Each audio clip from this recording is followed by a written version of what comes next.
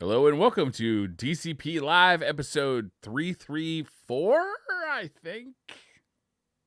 Got him. Maybe. Woo! Absolutely, yes. Yes. Absolutely, yes. Nailed it. Got a lot to talk about today. I mean, Very Bungie wasn't nice. sure about a few of their patch notes, so You know, we can be unsure about our number, right? Right. 10, 11, 10. Episode 420. Again. Episode from Welcome Back. Yeah. I was just thinking maybe we'll keep it short and then we'll release like a secondary podcast half of the week. That's a good idea. Guys, we forgot to talk about a couple of things. Yeah. Here's some bullet points. Yeah. I'll be honest with you.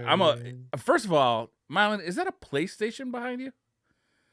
Yes, it is. Oh. Yeah, I've got a little bit more Hey. work. Got a little bit more work to do in the room, but we've got the PlayStation 1. Oh, Got okay. the 64. We've got the Nintendo. PS3. Are those PS3, to be hooked PS4? up or are they just decorations? No, I think it should be decorations. The Yeah. decorations. Oh. I would love if there was some cable, if I actually like went to the effort of running cables Yeah. behind it all, and you could just go like, oh, I'm gonna play PlayStation 1. But to be honest, I That's don't a lot play of any other work, games man. apart from Destiny as it is. It feels like You a don't. massive You're time disgusting. investment.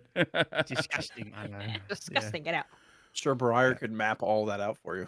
Yeah. Yeah. I'll give you a full parts list on how to hook up every console from 1985 to now, all at once.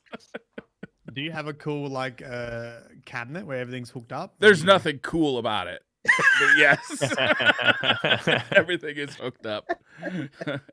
Recently, my HDMI splitter died. So currently, my HDMI splitter is manual, meaning I just plug things in to a extension cord to switch between HDMI outputs. I got to order a new HDMI. You got to get, is it HDMI 2.1 is the standard now? I don't know. Okay. It's always- Thanks it's for the help, always guys. I don't know anything Talking to about the wrong it. people. Yeah. You're telling the story. I don't know. You're the technology guy, Briar. But, it's hard if you have like a PlayStation 5 and an Xbox Series X, then you want the latest standard of HDMI so that you can play 120 FPS 4K games on your TV, right? But Right. it's, first of all, there's two problems here. A, it's hard to find HDMI switches that will do that. B, it's hard to find a capture card that will do that. In fact, I don't think there is a capture card that will do that yet. So I don't have a solution yet, and I'm kind of just waiting to buy stuff till they make it.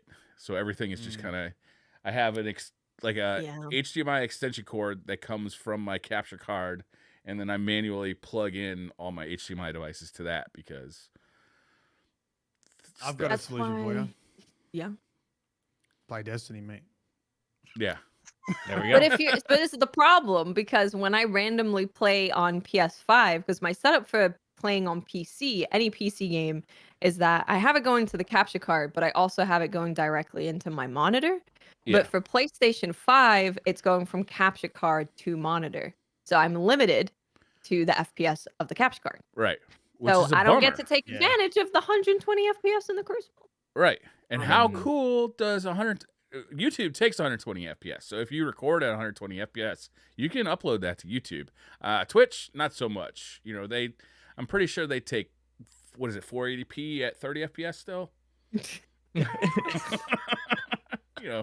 Shots. You know what I need to look into? I don't even really know how to export higher video than 60 frames a second. I think like all my Adobe stuff just set at 60 frames still. I don't think I've ever updated it. Yeah. You could probably do it pretty easily, I bet. I bet it's just in there. It's just a different export setting. Yeah.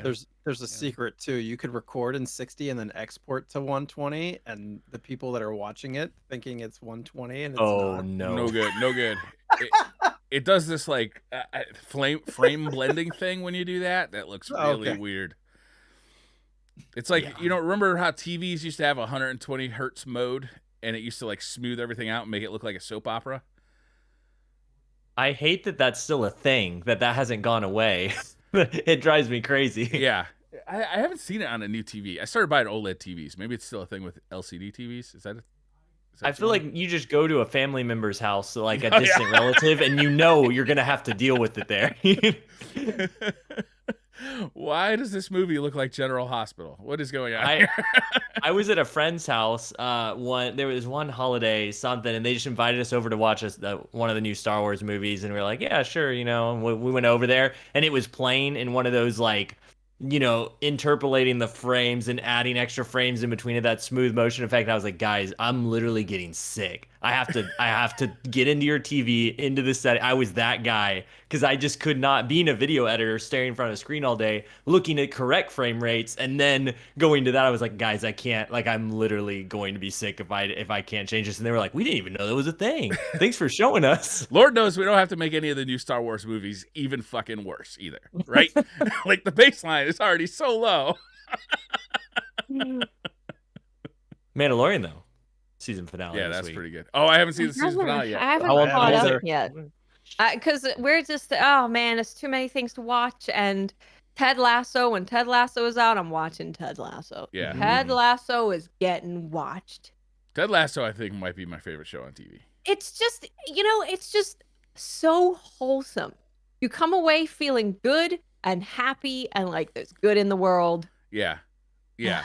Or Yeah. really sad because you're seeing good people This get. season's been kind of sad. Yeah, it's been kind of sad. Oh, But still, it's just a wholesome show. And it's wholesome comedy in a way you just don't see that often anymore. You Especially don't. funny, wholesome comedy. There's plenty, I guess, of wholesome comedy, but there's very little funny, wholesome comedy.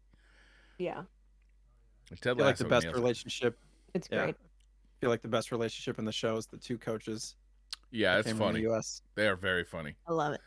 I like the whole Wolfpack thing where they all like talk about their band problems and they Dog- howl dog- like wolves. Dog Great. pack. What is it Yeah, called? I Is don't it remember. Wolfpack? Dog Pound? Is it? I don't remember. Something like that. We I should don't probably know. talk about Destiny because I'm gonna tell you something about Destiny. Okay. I'm pissed off. Why? What happened? Why are you angry, Watts? Is it So, comp? Is it comp? I played comp. Oh. And listen, when they put in the TWAB what their plan was for comp, I said this is the worst implementation of a rank system you could possibly have picked from. Mhm, There sure. are hundreds of games that have a working ranked system and you chose the worst possible thing. Why? Why'd you do that? So Good question. I was like, yeah, I'll play comp because the new emblem looks dope. I can do a couple games a day and maybe work towards it. So I did placements, placed into gold 3, which is where they usually will place you for the most part. And I was playing against a team. This is what really got me. Is this team? I could clearly tell they were better than me, SBMM, MMR wise, ELO wise, whatever you want to say. They also had the Ascendant emblem, so I know that they are a significant higher rank than me.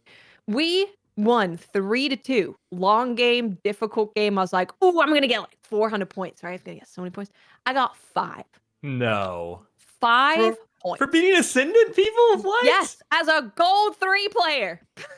That's weird. I got 5 points. And then I lost the next match and I lost like 100 or something like that. Oof. And Yeah. I was the person who I lost to. They were like, I'm in Adept too. What rank are you? Because I got 200 points off of winning that game. I'm like, yeah, okay.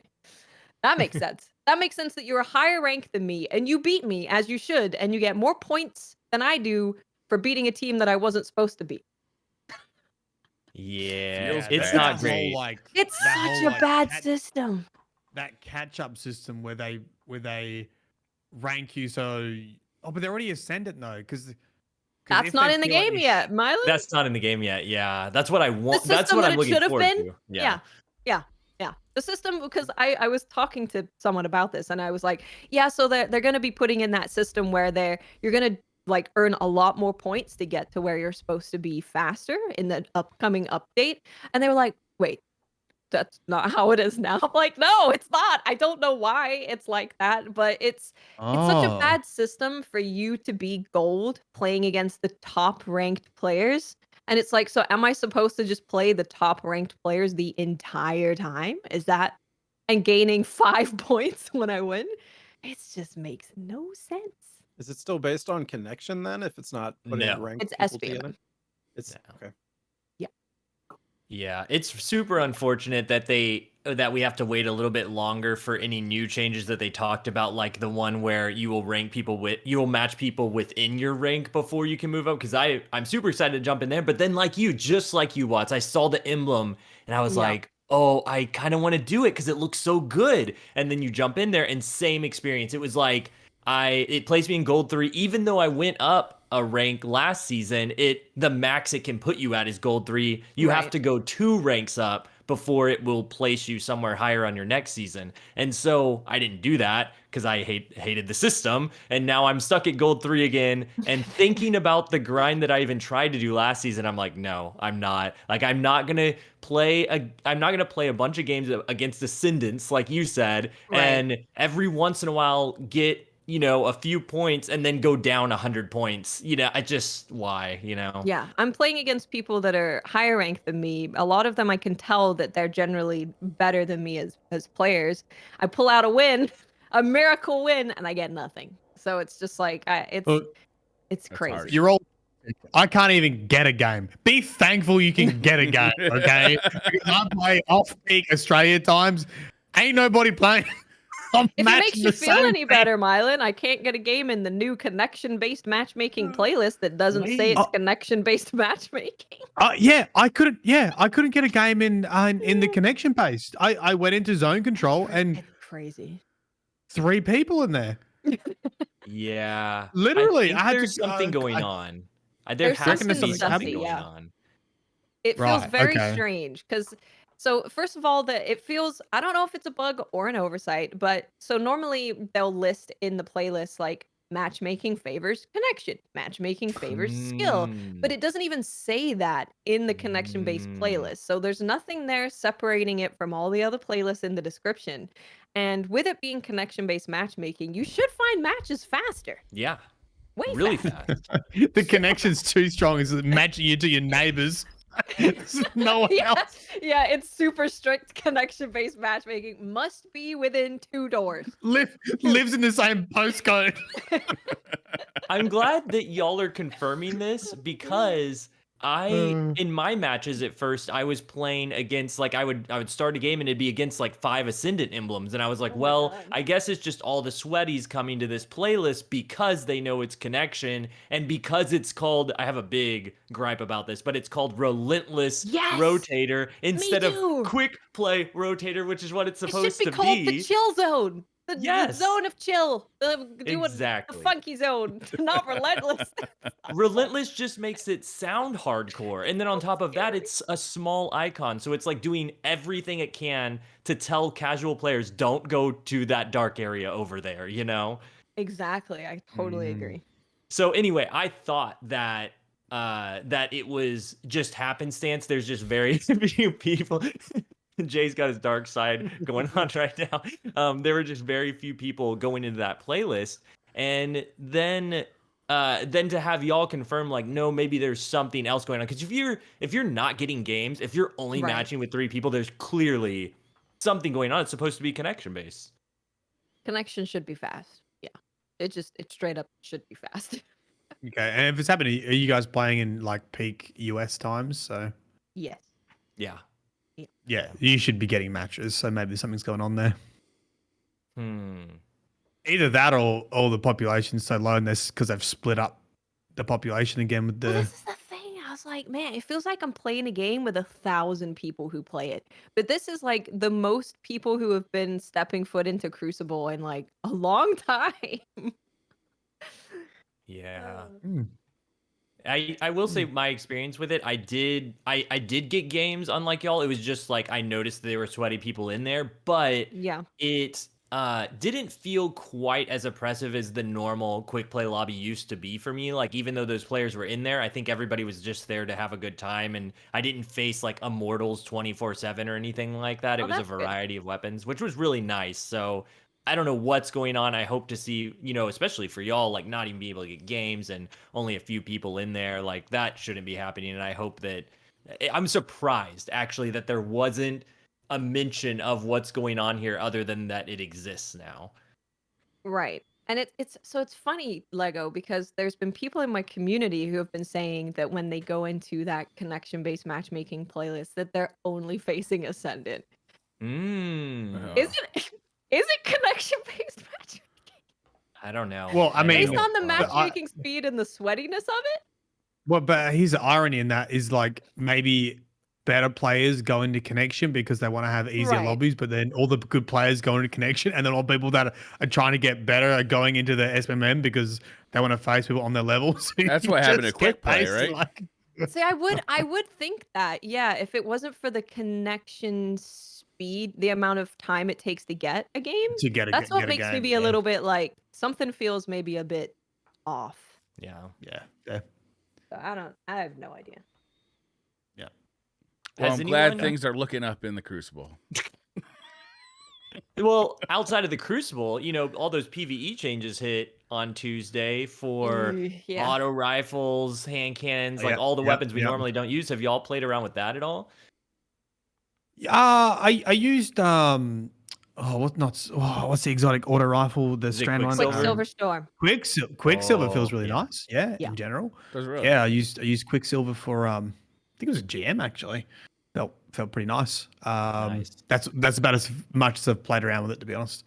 Cool. Can I cool. interrupt quickly to say that we forgot to introduce people because it's a new thing that That's we right. said we were gonna do. We did say we were going to do that. Welcome to the Destiny Community Podcast. In our defense, it is 420. Reset. It is. Yes. True. Yep. I miss 5,000 watts. Hello. It's me. Hello, Watts. Should we start from the top left on screen right now? Oh geez, I have to open it. Is it the same? I've got it open. Is it the same? Yeah. the same as 'Cause this I one? got Briar on the top left. Yeah, Woo! Briar's top. Yeah, I'm Brian Rabbit. everyone's Twitch. I like to party. Everyone's Oh, was it my turn yet? no, what's your turn? Yeah, top left on Twitch stream on YouTube video. Yeah, Brian Rabbit likes to party. Jay is next online, Jay Sniperton. I'm bald. Good. and I also like to party.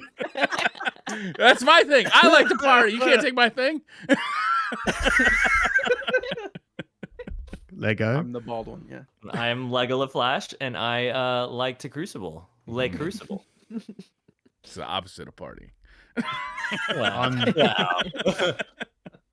I'm the number one, number 3 lore channel, Mylan Games. Well, who are the top two? Bife and Astacross. And again, I'm Watts, upcoming XDefiant player. That game does. Hey, let's play. I downloaded it yesterday. I Did love you? it. Do you? Yes. Really? Okay, we'll talk about that later. I don't want to play too. What kind of game is it? Like Call of Duty. Yeah, so really that's so one of the devs explained it really well because they've been saying, "Oh, it's going to kill Call of Duty. It's going to kill Call of Duty. Kill Call of Duty." He's like, "No, we don't want to kill Call of Duty and no one can kill Call of Duty." Yes, but they do. the question really is are there still players? Is there a community? Is there a population who want to play what Call of Duty used to be? Right? Like movement, arcadey, fast, silly, like a lot less serious than the tactical, slow military shooter that Call of Duty has become. And he's like, that's really what they're doing. There's no SBMM. There's a lot of movement. Guns feel great. Maps are like very simple 3-lane kind of maps like Call of Duty used to be, where there's not 8 buildings with 4 different levels and windows everywhere. And that's really all they're trying to do. They're trying to make an arena shooter for people who loved that era of Call of Duty, like, Modern Warfare to COD 4 to, I don't know, Black Ops 3, Black Ops 4 or something like that. Did you ever play? Was it Shadowline? And this is very I think that game has already died, and it's very similar to that. To be honest, I mean, I've played it for a little bit last night. There's nothing special about it, right? Like, there's nothing new about it. It's like you've seen everything before. Yeah. But I guess their question is there a market for, going back to that kind of gameplay? Exactly. And people kind of are liking it, I guess. Yeah, it's so I'm playing Domination, which is like Control and Destiny, right? If you've never played Call of Duty. And the respawn timer can be like a second. You go in there, you do crazy stuff. There's no SBMM, and if you die, who cares? Because you get to respawn right back. And yeah, it's been a really long time since I've played a new shooter that is just fun to play. I'm not playing for an extrinsic reason. I'm playing just because I'm having a good time. That's cool. They're It doing sounds really fun. It sounds very action, fast-paced oriented, which, It like you is, said, yeah. makes people play dumb, which is great. That's what we need more of. Exactly. I want to run around like a dumbass. I'm going to run into 5 people. If I kill 4, that's a clip. Put it on TikTok. Yeah. Yeah. They don't take it up. It's the opposite of what last Iron Banner was. Yeah. Yes. And Unfortunately. this next Iron Banner is probably going to be. Yeah. Yeah, I made a commitment to try trials and stuff. And somebody came in on Monday like, "Hey, you gonna jump into trials? I heard you on DCP talking about it." And everybody in chat was like, Wait, don't, I said what? Don't. It's not the week to do it. Don't do it. I'm like, okay, I probably shouldn't do it. Soon though. Well, PM. the This changes weekend. are this week. Yeah. Which, Promise. yes, no, that brings me to my second gripe, Yes. other Oh. than Relentless Rotator, is We're griping. why is the image for the TWAB, like, I get Iron Banner is coming back for the 3rd time, and they gotta, like, embrace that, but I feel like the big thing of this TWAB should be Trials of Osiris is changing matchmaking this weekend. Go try it out. It's Agreed, gonna yeah. be, if you're used to getting just slammed into the ground, you're gonna have your own playlist where it's gonna be, that won't happen. You'll have protection from that, and instead we get one little bullet point that just says reminder about Trials Labs, and that's it. There's nothing else. Yeah, I mean, especially like the note about the mercy card for giving 2 losses. Like that's huge too. Like you're gonna have way Yeah. more opportunities Well, to actually do well. and that's Is that next not season coming? though, right? Oh my god. Not this season. Yeah. It's this is my other gripe. We're griping. We're on a mission to make Mylan the most positive member of the podcast. Okay? I mean, I'm what we're just sitting doing. back going, I'm just thinking of that comment going, I'm the most You're like, toxic. I'm happy. My other gripe is that they do all of these, they bring out a thing and it's not fully complete. People try it and then they're probably gone forever. So they're not that like your average player isn't checking the TWAB all the time, isn't listening to podcasts, isn't watching streams or YouTube videos. They're just playing the game. And when you bring out like a new competitive thing and it's this big thing that it's been revamped, or you're doing a big change in trials and you're doing it incrementally, people are going to try it that first time and be like, nah, I'm not going to do that again. Yeah. First impressions are a big deal. Yeah, I agree with that. 100%. Think about all the people that dropped Destiny at, after year 1 when stuff went Right. sour. I still have people tell me, yeah, I used to play Destiny. I'm like, let me guess. Year 1, Destiny 2, you dropped it. Like, yeah, didn't like it. I was like, Yep. Destiny also is still the game that has no story to a lot of people. It's the game that had that I don't have time to explain. Destiny has a story? Not this season. Not since Lightfall. Do you want to talk about the weekly mission this season? Oh, We yeah. do need to talk about that. We should. I mean, Explain it to me, Mylan. Why are I Cabal don't know, taking like, prisoners, Mylan? What are they doing with them? Why are they who stealing knows? people? It seemed very odd. Like it was, I don't even think I've got any notes on it because it was so anticlimactic. It didn't really feel like anything. Right. It's weird. know. Well, I'm glad we talked about it then.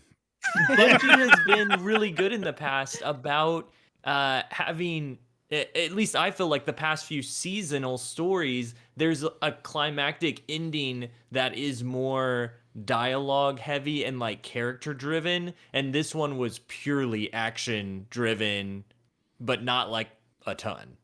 So I don't know. That's where it fell flat for me. Yeah. Are we sure that it's the last story mission of the season? I don't know. I have to check the triumphs, but probably. Really? For me, it felt like the season finished when Yeah, Amanda 2 weeks died, ago or right? whatever it Yeah, was. totally.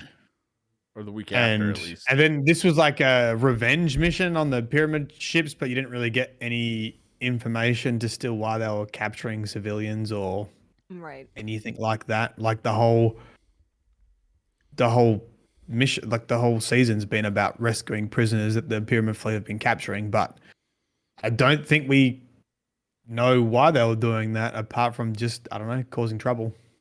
They're just some troublesome kids trying to strike up a little bit of fear. How are they Yeah. kidnapping them? Are they just like, are the big ass Shadow Legion cabal just like sneaking around the tower snatching kids? What's going on? They got this white van that says free candy on it, and they drive it around. Yeah, I guess that they were introducing Crow a little bit more, and Crow and Mara seem to be friends again now. Is it because of the finger guns? Oh. The what? No, you think Crow's little finger guns. We Oh. my girlfriend's dead. You know?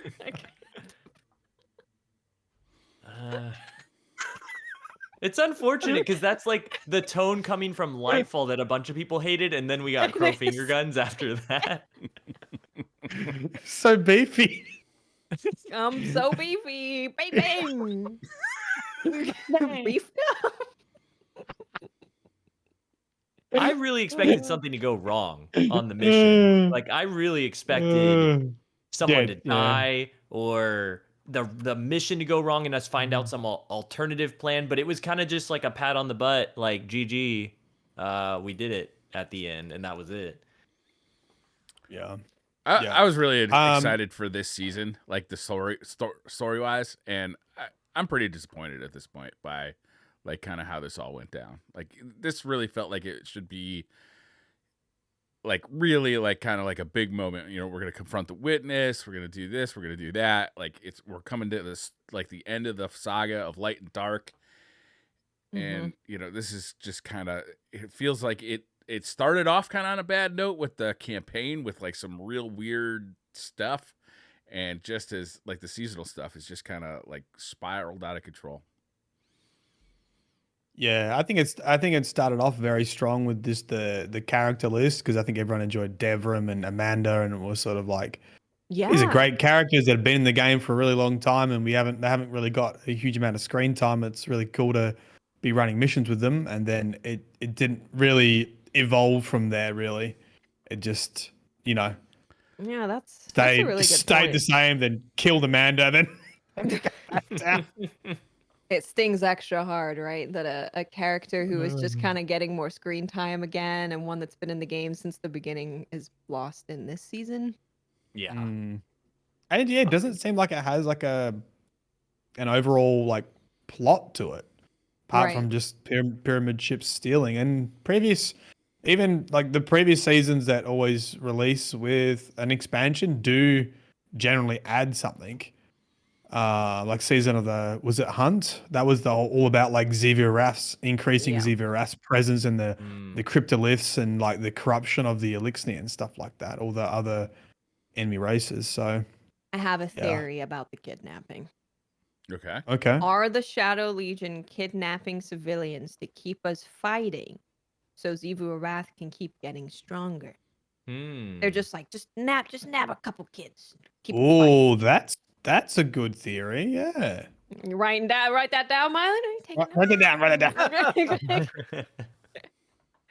That's a good theory. I don't know any other reason, because they haven't explained it. So it's probably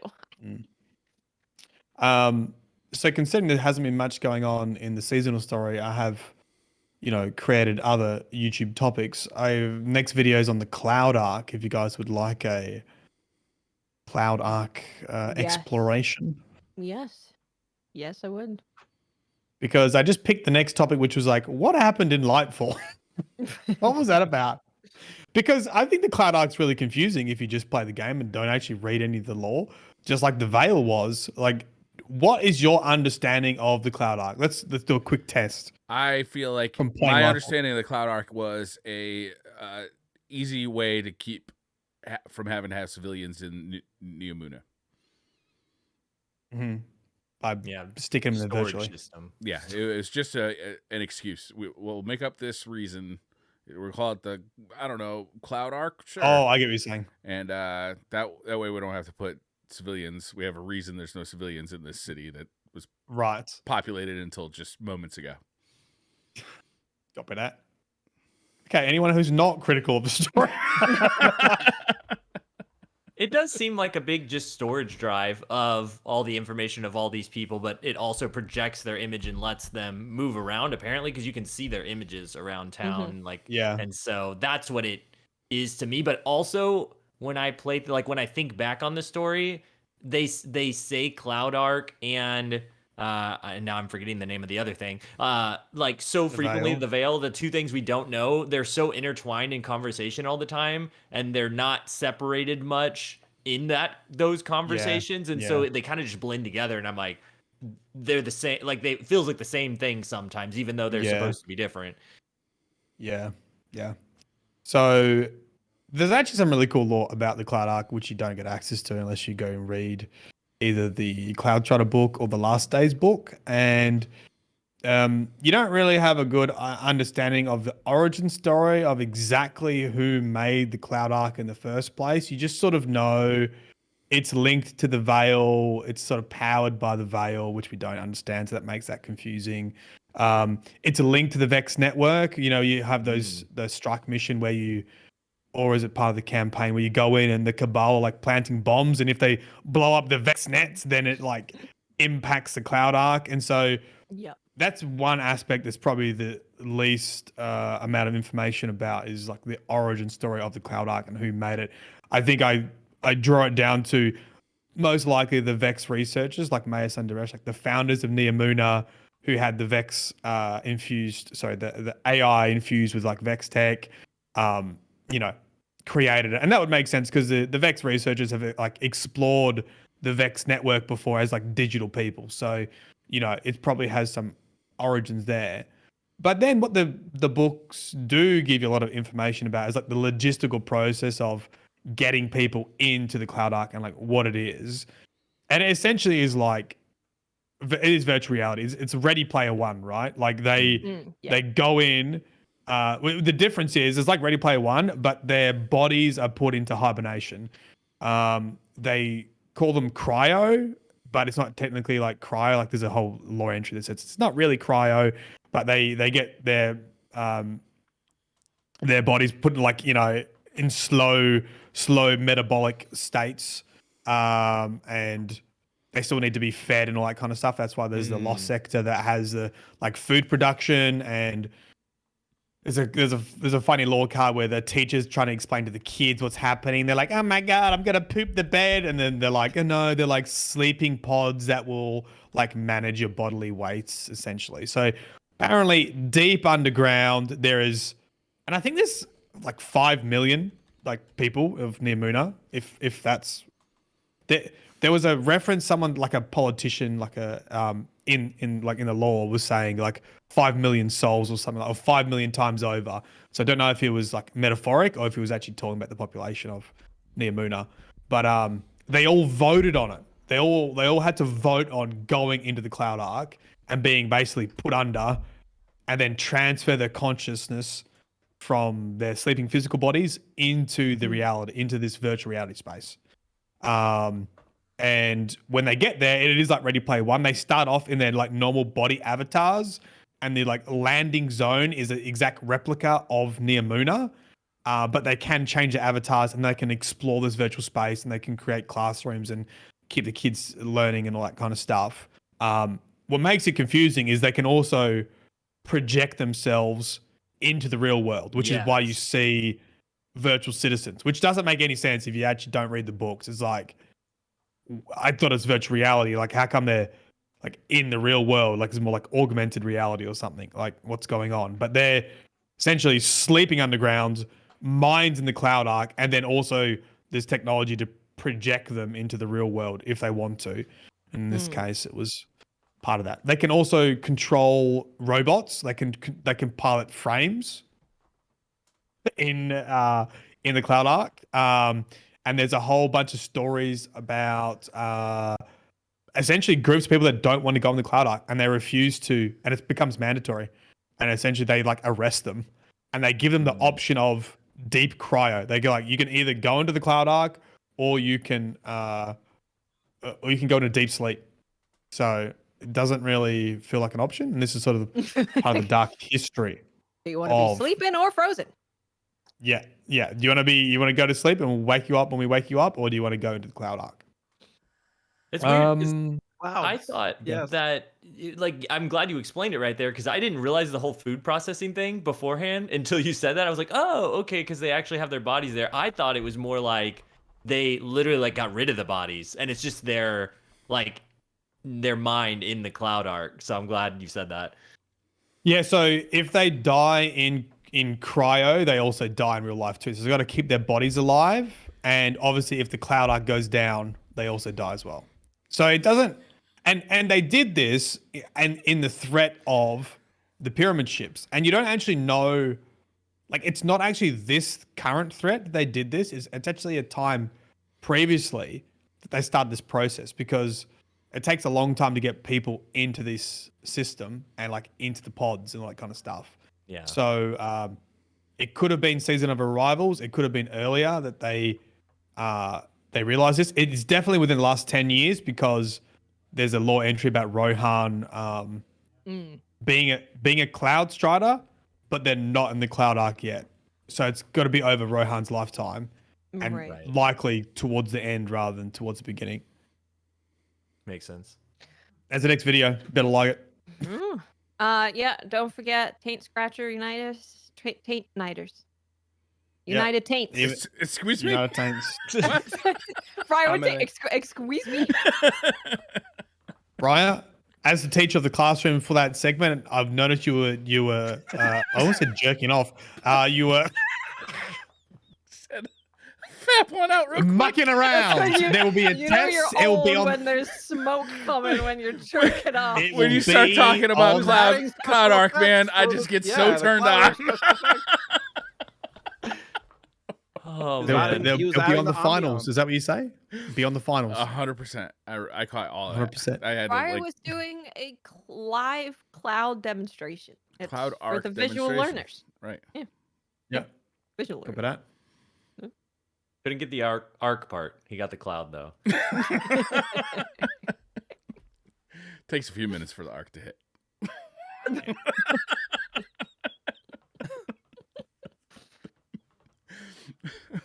There's your law. There's your law.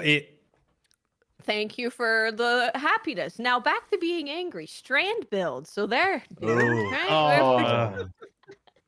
Okay, tell me about this, because this is the irony, because everyone was like, oh, Molly, you're so toxic, so critical. And I'm like, I'm not as angry about this as I've seen people angry. So tell me, are you legit angry about this stuff, the patch notes with the Strand build? Gothalion has quit Destiny because of it. Again? Goth is like, I have like 100 games to play. Unless you're super fun, I'm not. I don't need you. There is a new Zelda game like right on the horizon too. Yeah. Can you explain to me what's going on with Strand builds, please? Over to Legos. Smart. Yeah, I got it. So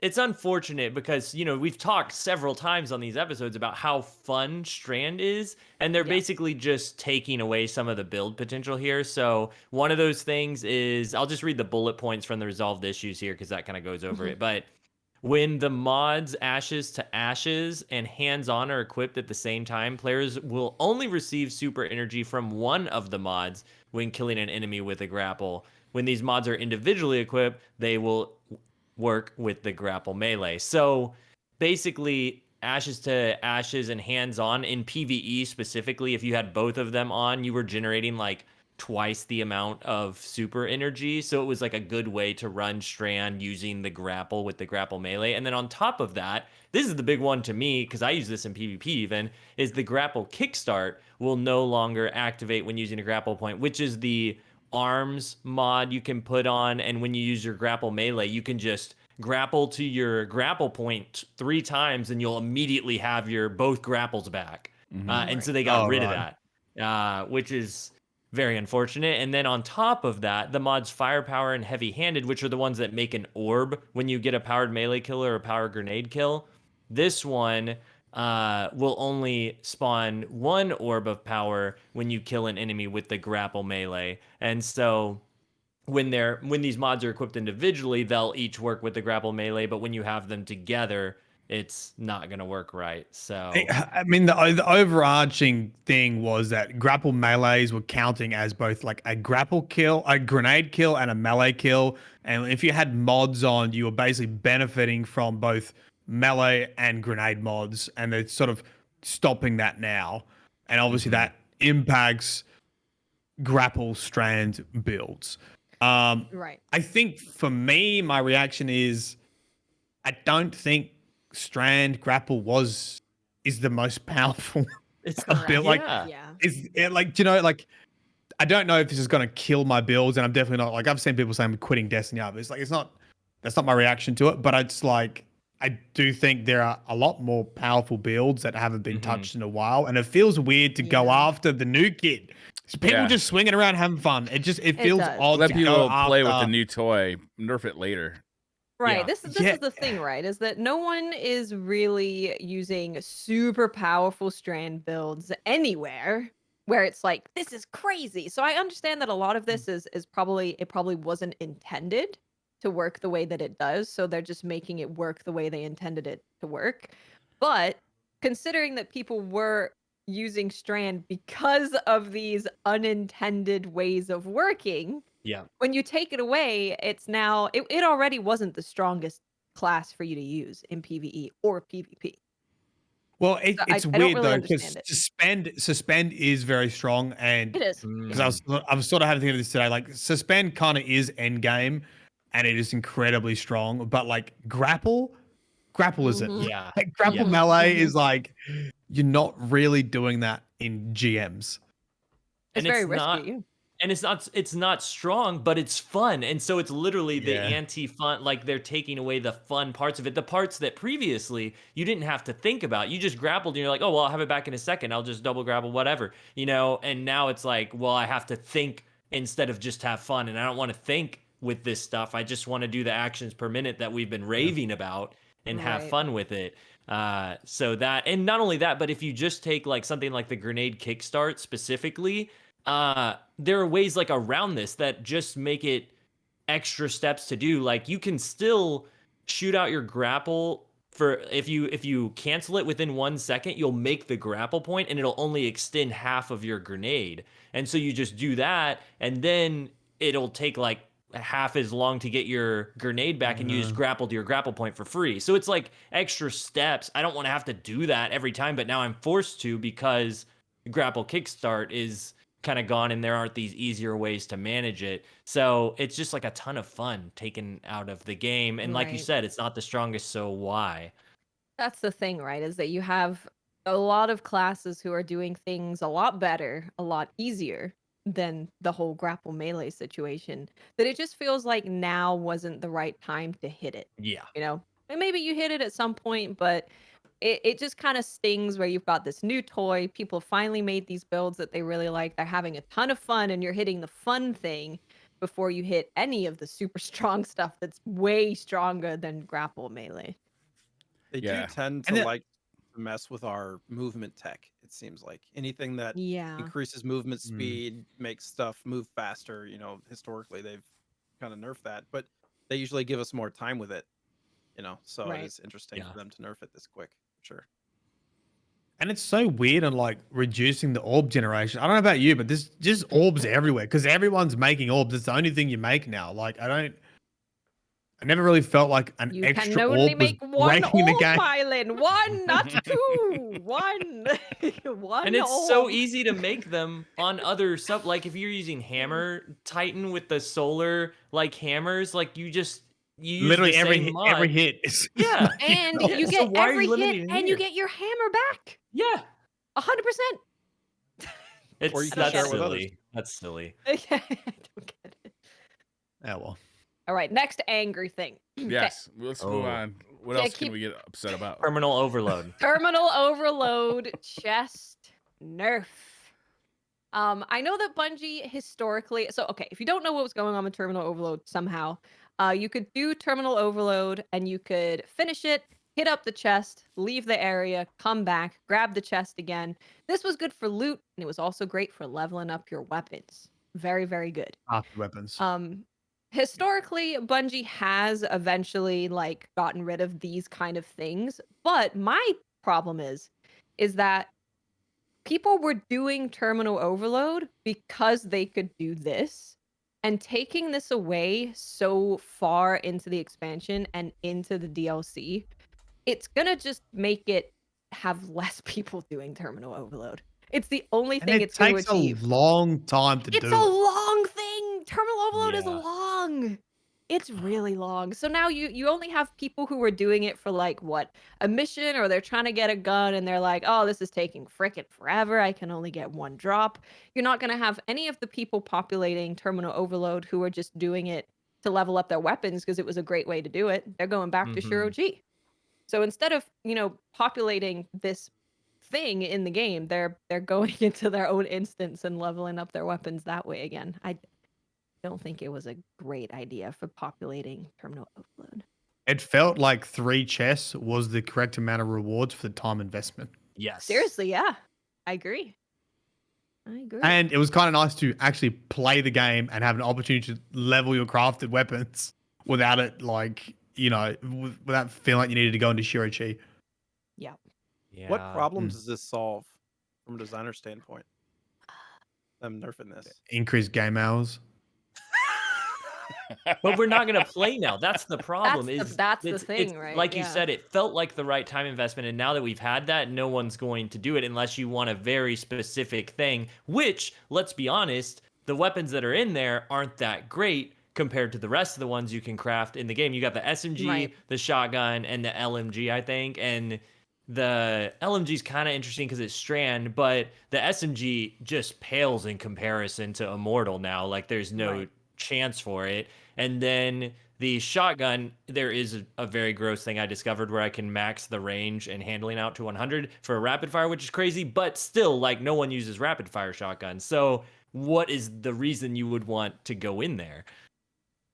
Yeah. It kind of just kills it. It's really doing it at this point, all you're doing is just killing it. If it happened a week after like fall came out, you'd be forcing people to do more play hours in an activity that's not very rewarding for how long it takes, which I still don't know if that's a great idea, but doing it now is really just lowering the people playing it. Makes it a ghost town. Yeah, it's unfortunate. Because it's a cool activity. Like, I didn't hate it. Like, I was like, oh, this is enjoyable when I was getting what felt like the appropriate amount of rewards. And you would get world drops too, which are super rare right now. Have y'all noticed that? Where there's certain world drops, like there's a 600 RPM auto rifle that's a Suros, and it's the first primary, first primary energy weapon that has cascade point. And so I really want it to do the whole 3-weapon cascade point thing, but that the only way you can get it is randomly, and that extra chest was a way that you could get world drops every time you came back in, and now that's gone. And I'm like, I don't even know how to farm this thing because you can't focus engrams anymore like you could in previous seasons. And they haven't increased like the drop rate of new stuff. You think they would, like, at least for the season, like, increase the new weapon drops? Yeah. I don't know. I don't know. I feel like my to-do list in Destiny is so big already, and I play the game every day, and I still feel like I've got more stuff to do. It's like, and if I'm doing that, I hate to imagine what someone with an actual job, how many hours I've got to put in after work. I guess that's the thing, that you're not meant to get everything. I don't know. It's gotten to a point where I've gotten a lot more joy out of the game, just hyper focusing on one thing that I enjoy to do, as opposed to forcing myself to do activities that I don't enjoy to try to go after a triumph or seal or something like that. As somebody who used to get every single seal in the game just to get the freaking physical pin, now there's just so much, and I'm just like, you know what? I like doing this. I get joy out of this. All that other stuff just felt like busy work, and so I'm just gonna like. Yeah. That's just me personally, after however many years we've been playing this game. I will say what does keep me involved still is I love all the seasonal weapons that we got, and being able to craft those and like experiment with them, and having the Lightfall weapons, which granted is another grind that is very difficult, doing those gold border patrols. People have are complaining endlessly that it's so hard to get those red borders. But those weapons are really interesting and really fun combinations you can do with them. So that's kind of like my Destiny grind now. Like I don't do GMs that much. I don't do like heroic lost sectors or anything from the guardian rank stuff. I just go after those weapons, and it's fun. That build crafting aspect is still in here. I know we talked about killing it a little bit with Strand, but that's just a small part of the game. In reality, it sucks that it's like one of the most fun parts of the game right now that has people playing. But there are other aspects that I feel like I am still enjoying, and that they're like fixing a little bit too. Like another note in here is players no longer need to have the Strand subclass equipped to gain unraveling rounds from their Strand weapons with the allied unraveling perk. Because right now you have to actually use Strand to get this artifact mod to work for you. So that's nice. Stuff like that, you know. Were there other patch notes there? It was a lot of stuff. I can read through the just the resolved issues here because I feel like that covers most of the Wednesday thing, or do we want to go through the whole update? It's just an overview would be good. Yeah, I mean, for the playlist, obviously we have the Right. connection-based matchmaking rotator, which will have Clash, Zone Control, and Rift. There's a party rotator, so you have that as well at any given time. Mayhem, Momentum Control, and Scorched. They are in Rift. When you grapple, you don't drop the spark, so that's good. That's 'Cause nice. it was like you can shoulder charge and like do all and blink and everything with the spark, but you can't grapple. That doesn't make any sense. That is nice. But you cannot dunk the spark if you're moving faster than 15 meters per second. You gotta slow down, Jimmy. Slow it. Which I kind of like that. I know some Yeah. people were hating on it on Twitter, like posting clips of them shoulder charging through the rift. And I'm like, yeah, but like shoulder charge is such a fast, easy move to do. You could make it a skill thing to where you got to time it right. You can still use it to get to the rift. You just got to aim it right. Yeah. Yeah. Um, Right, where we starting? Yeah, what are we it's doing? a lot of fixed issues for the rest of the stuff. That's the important things, I think. Small buffs and nerfs here and there. It seemed like a lot of stuff, just really micro. Yeah. Oh, and Best Dressed is here. Best Dressed commendation. Which is awesome. I felt so good the very first game I played, getting 2 best dressed, like, you know, commendations. You're like, I'm awesome. Oh, I look good. wow.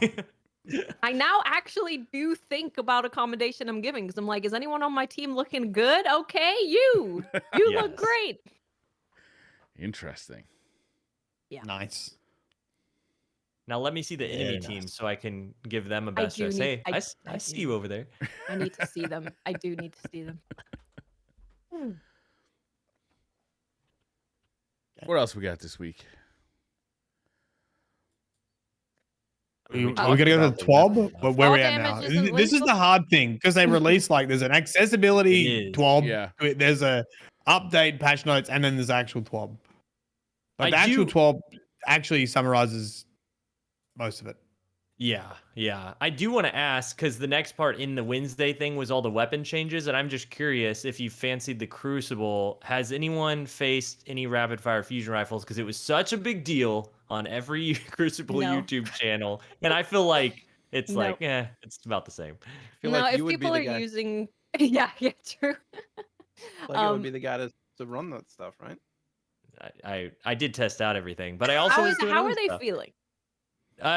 The same, which is kind of what I said. I think a lot of people are misinterpreting. I tweeted, I was like, the Destiny Teams account was like, what are you most looking forward to about the update? And I was like, I'm looking forward to everyone realizing it's not a rapid fire fusion meta like everybody's saying it's going to be. And then, you know, it's about the same. It's just everybody kind of, they saw fusion buff and immediately were like, it's the end of the world, you know, but all it did was make them more consistent. Every rapid is usable now. That's about it. I think if someone's using a fusion, I usually just see them using the long range stuff, right? Yeah. For the most part. That's what my were you bet. gonna say, bro? I don't understand the hatred for fusion rifles. They're so much fun, but anytime they get buffed, everybody like fucking screams about it. People don't like getting one shot by anything. There's so many things that can one-shot you, though. Yeah. They hate it. Like when you tickle a Titan's tootsies and he punches you.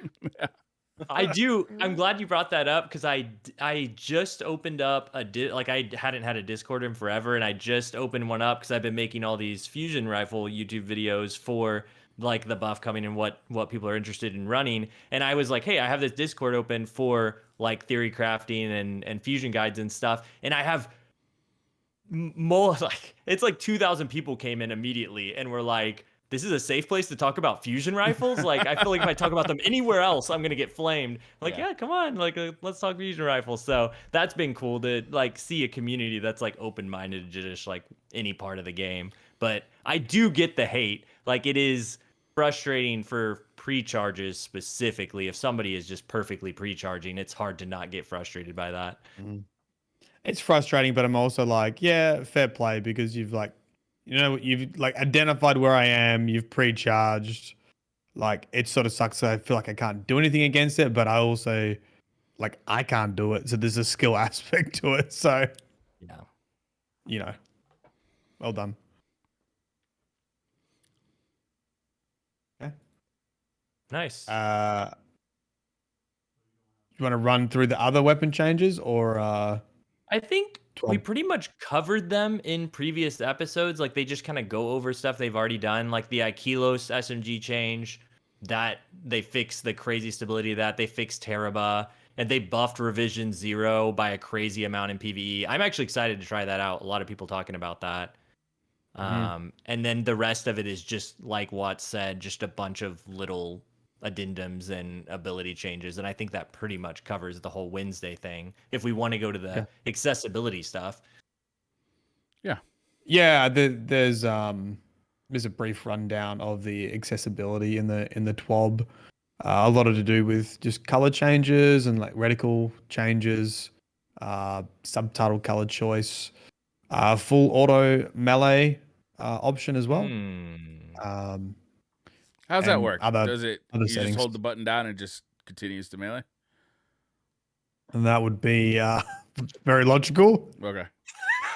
When I first saw it, I was like, does that mean... He's playing one of his Mortal Kombat games in Destiny now. Got E Honda in the game now. Yeah, okay. I'm gonna shut up then. No, I think that's a good. No, I'm just gonna walk over here. Tell me when you're done talking. This is a safe place, bro. Come back. What do you want to ask? He's going back to the Cloud Arc where he's safe. Yeah, just wait for the smoke to come back in. You can see his little fighting game set up in the background. No, yeah, Street Fighter 6 demos out right now. I could be playing Street Fighter 6 instead of messing around with you folk. Briar brings up a good point, though, because the full auto melee thing, when you first look at it, you just think Titans immediately at first, but then they bring up glaives in the article, and I'm like, oh yeah, like that's actually really nice to not have to sit there and push the button so many times, just like a full auto like sidearm or something. Yeah. You can just full auto a glaive, and that is like, okay, I get the appeal of that, and weapons that require a sort of melee, like swords as well. You can just hold down and it'll just go to town at the appropriate speed, the optimal. So that's nice. Yeah. I've heard a hubbub that glaives have been like destroyed or something. Like people are like, I can't use glaives that well anymore. It was just Syntheseps that they changed. Yeah. It's like Syntheseps doesn't buff glaive melee. Did they nerf glaives at all? They did a while ago. It was like it was like over a season ago, but so everyone stopped using them, and now that they have to again for the one of the titles or seals or whatever. For the PvP glorious title. Which is hilarious. They're forcing people to think with glaives with that. I'm just listen, I'm not gonna say that I'm confused, but I'm just saying a lot of decisions leave me a little like, what? Huh? What? Why and what? Yeah. So the shield has been nerfed in Crucible previously, and so everybody's feeling that now that they have to use them again. They're like, oh wow, like I am way weaker than I was before, and so it makes it really difficult to be successful with them, which you have to be to get this seal title stuff done. Forever 6 right here. I'm sitting on like one thing that I just have to finish and turn it in to like. It doesn't even register to me that is a number when I'm playing the game. Like it does not even enter my thought space. We have a ton of people who are doing like low man raids, doing raid help, PvP players. Like it's a very specific portion of the community that is getting their Guardian rank up. I mean, no shade to anybody that's focusing on that if that's bringing you enjoyment, you know. Yeah, absolutely. If you like having a list to tick off and the number go up and that makes you feel good, that's great. I wish I could Probably be a lot you. of people like that in this community. I wish I was you. God, I'd be happy. What's next? Exotic ornament vote. Yeah, community voted exotic ornament, arbalist, Arby ornament you can get from the store, right? And that is at the launch of season 21. Yeah. How do we vote? It's already done. Oh, Well, this one's already been done. voted. That's one we previously voted for. Oh, okay. Yeah. Who won? Arbalist. Oh, okay. Did you guys already say that? This was, I think the vote was like what, 4 Fires months ago or something. Cloud Arc. Well, I was supposed to remember something that happened 4 months ago. Something like, it was a while ago. No, you were meant to remember the previous sentence we just said. I was too busy thinking about 4 months ago. I have a question about this though. Do we know because we know they're getting commissioned to do this stuff. Do the artists get a percentage of this, like the ongoing sales, like royalties? That would be people that amazing. that That could actually be life-changing if that was a thing they did. And that would be 100%. incredible. 10% even.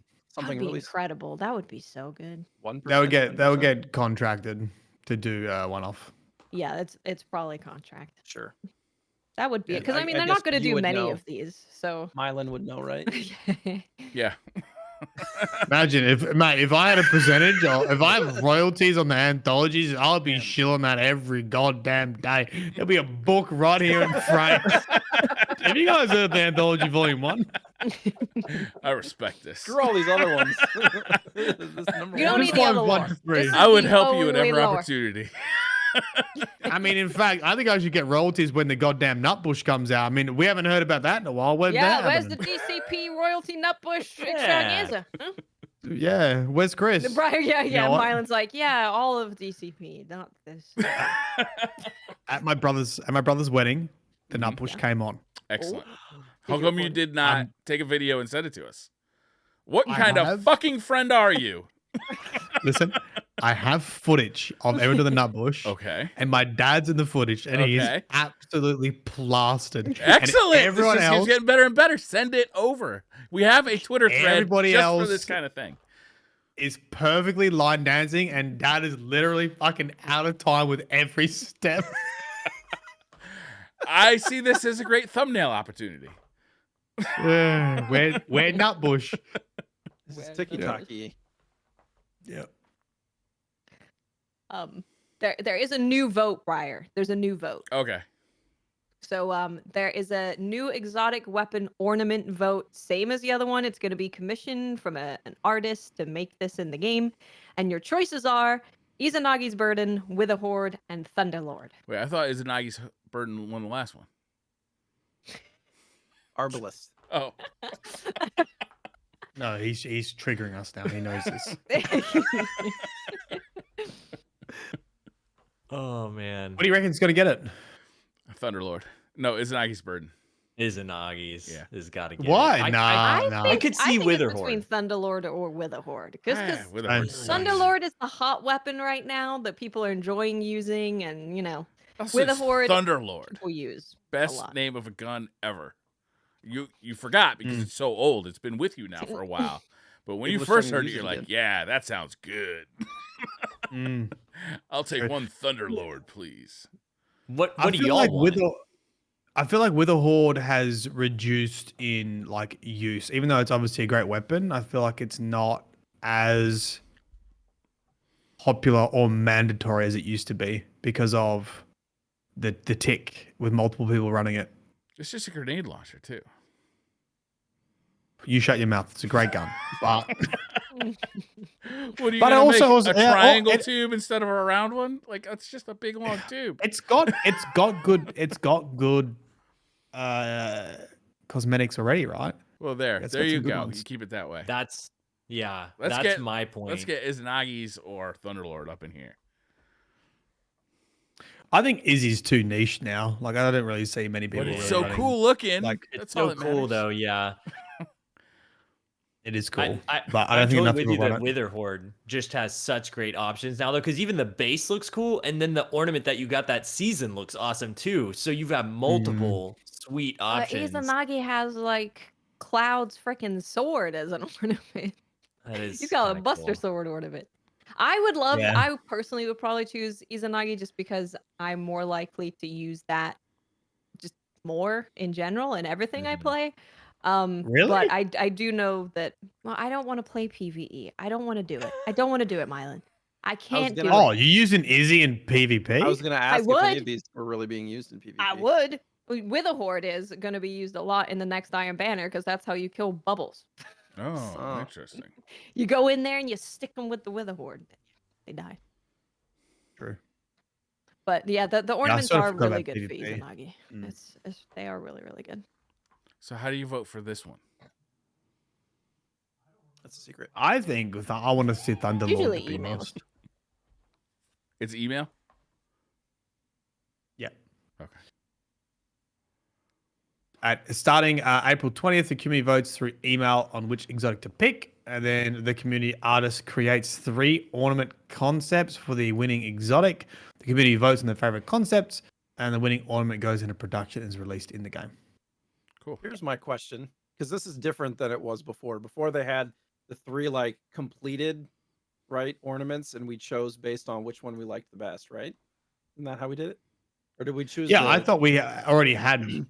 Oh no, I only remember saying Arbalest having 3 options. Well, no. I mean, it was like one option for each gun, and we chose the best one, right? Isn't that how we did it?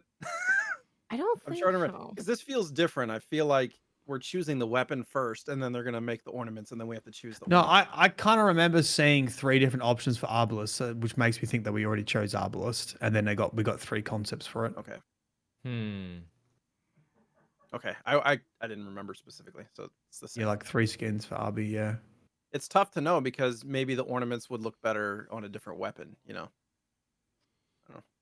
Yeah. Yeah. Yeah, it says we vote, and then they Right, that's how create it's 3 now. options. Yeah. Yep. I'm sure they'll look cool. Let's not all talk at once here. I wanted Rat King last time, and they voted for freaking Arbalest, which no one's even using anymore. So, you know. Was Rat King an Arbalest option are- last time? Yeah, it was an option What last the time. fuck? People are so dumb. Rat Watts. King's Some people are ornaments? so dumb. Rat King's ornaments are like, do you want blue Rat King or like green Rat King?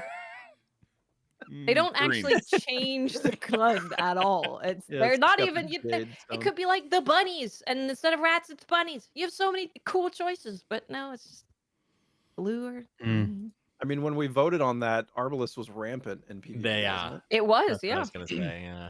It was. There's some. I think it's just notes now. Some player support report, weapon crafting.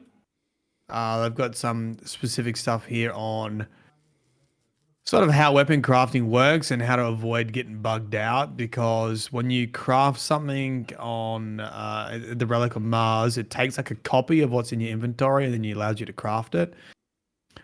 But people are changing stuff like in the inventory when it's in the crafting, and I think that's causing some issue. Yeah. So have everything ready before you plug it into craft, essentially. There's some audio issues. I haven't had any yet, but apparently 3D audio is causing trouble. Yeah, there's some bugs, you know. There's some bugs, some server instability. Destiny hard crashed my computer. Ooh. Really? But was that your computer or was that? No, I've seen a bunch of people were like, yeah, I'm crashing, man. I'm like crashing a lot more than I ever have. Or some people being like, I haven't crashed ever, and now I'm crashing. I think there's just a lot of PS5 was having issues, wasn't it? I don't know actually. You know, this is a good time, I think, to bring up just the stability issues of the game in general as well. Just how many downtimes we've had, because that's been a big player topic lately. And just the general consensus is like, is the game held together by duct tape or what is happening? Because that's what it feels like sometimes. I don't necessarily think that, but it appears that way whenever every week there's multiple nights of downtime. Like even when this patch dropped on Tuesday, no one could really play it until Wednesday. That's how long it was offline. It's got to be hard to keep this game going, though. They've had so many huge updates to code that, like, originally was what? It's a modified Destiny 1 code, right? So it's got to be like 13, 14 years old. And they're just still, like, piling new stuff on top of it, making it look better and better. Like, it's got to be hard to keep that thing going. Yeah. For sure. And I think, so yeah, the server instability and, like, the game stability is concerning, and maybe it's something that they can fix with final shape. Maybe they're doing like a bigger change. I don't know what their plans are. I think the thing that concerns me the most, because this feels more controllable, is the amount of bugs that are now getting shipped with every season and every expansion, and disabling exotics and disabling guns and disabling mods and it's happening so much that of course you're not going to catch every single bug, but there's for sure been more bugs introduced in recent times. Do you really reckon there's been more? Yes. I mean, I'd be curious to see what the percentage, because the game, the scope is so much bigger now of the game in general. Like, it is, yeah. There's so many more weapons, gear, all that stuff that could go wrong Subclasses than 5-6 years ago, even. difference. So, yeah, I think it might be the impression that we're getting, but it still could be a similar percentage of like what's going wrong. I don't know, just from like a development standpoint. And we're seeing more of it because there's just more stuff to go wrong, theoretically. Yeah, so.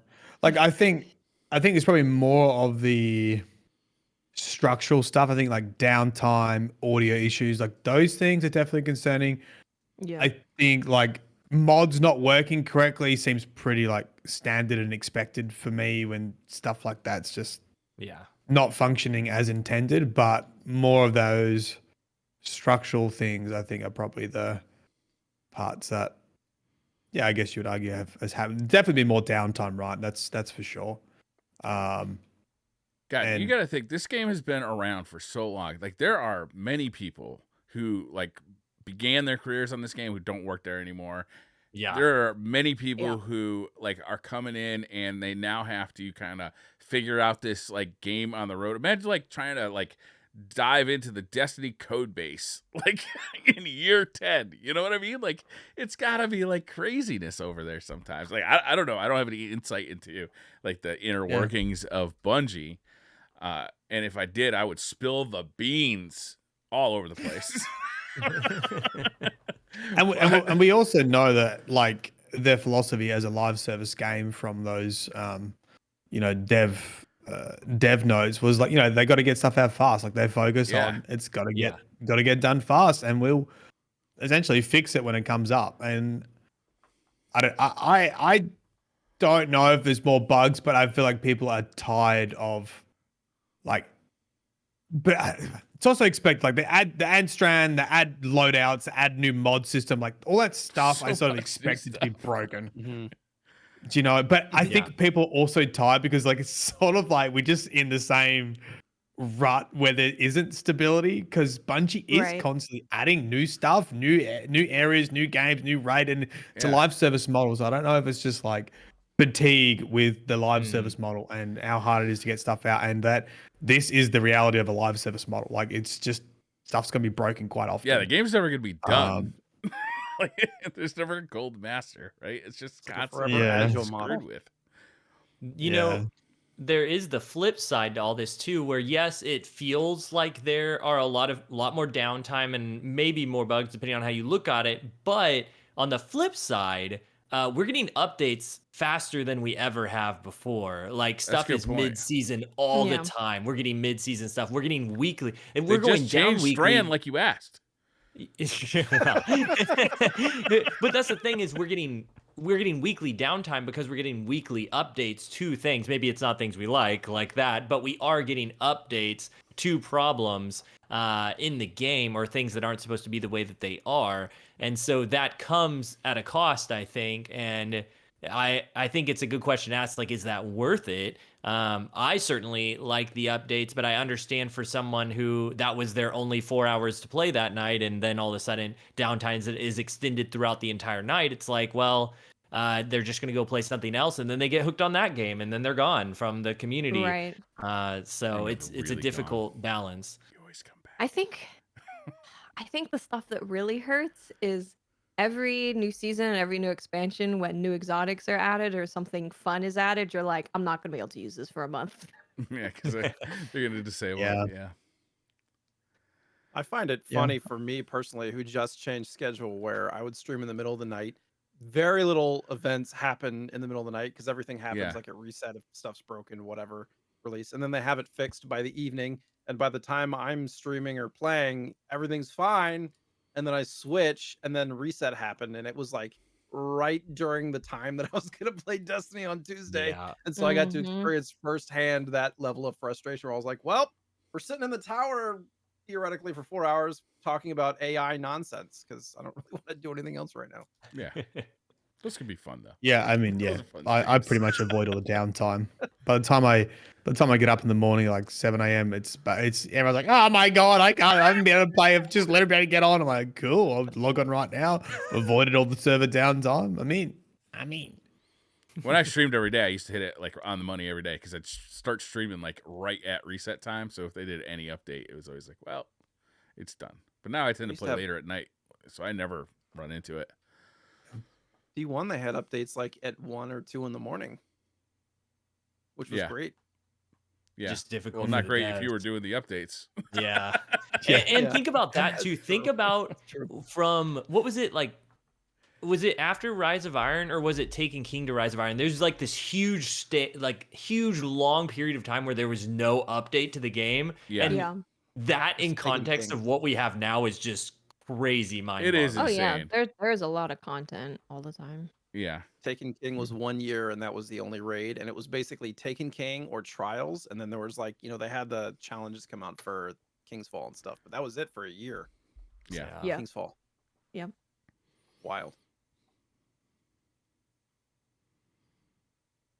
okay, All right. that might be it, is it? Is that it? I think that's pretty much it. Yeah. They did add the Adept weapon enhancement stuff. Oh, how is that? It's actually, I mean, we have the Nezarec challenge this week, so we've been running that, and people have been getting their stuff, and it's pretty cool. The farming for the auto rifle and whatnot, and just grabbing stuff out of that box with your resources and things is pretty cool. So people have been enjoying. So what I understand from the weapon crafting for Adept raid weapons, and it's just Ron at the moment, isn't it?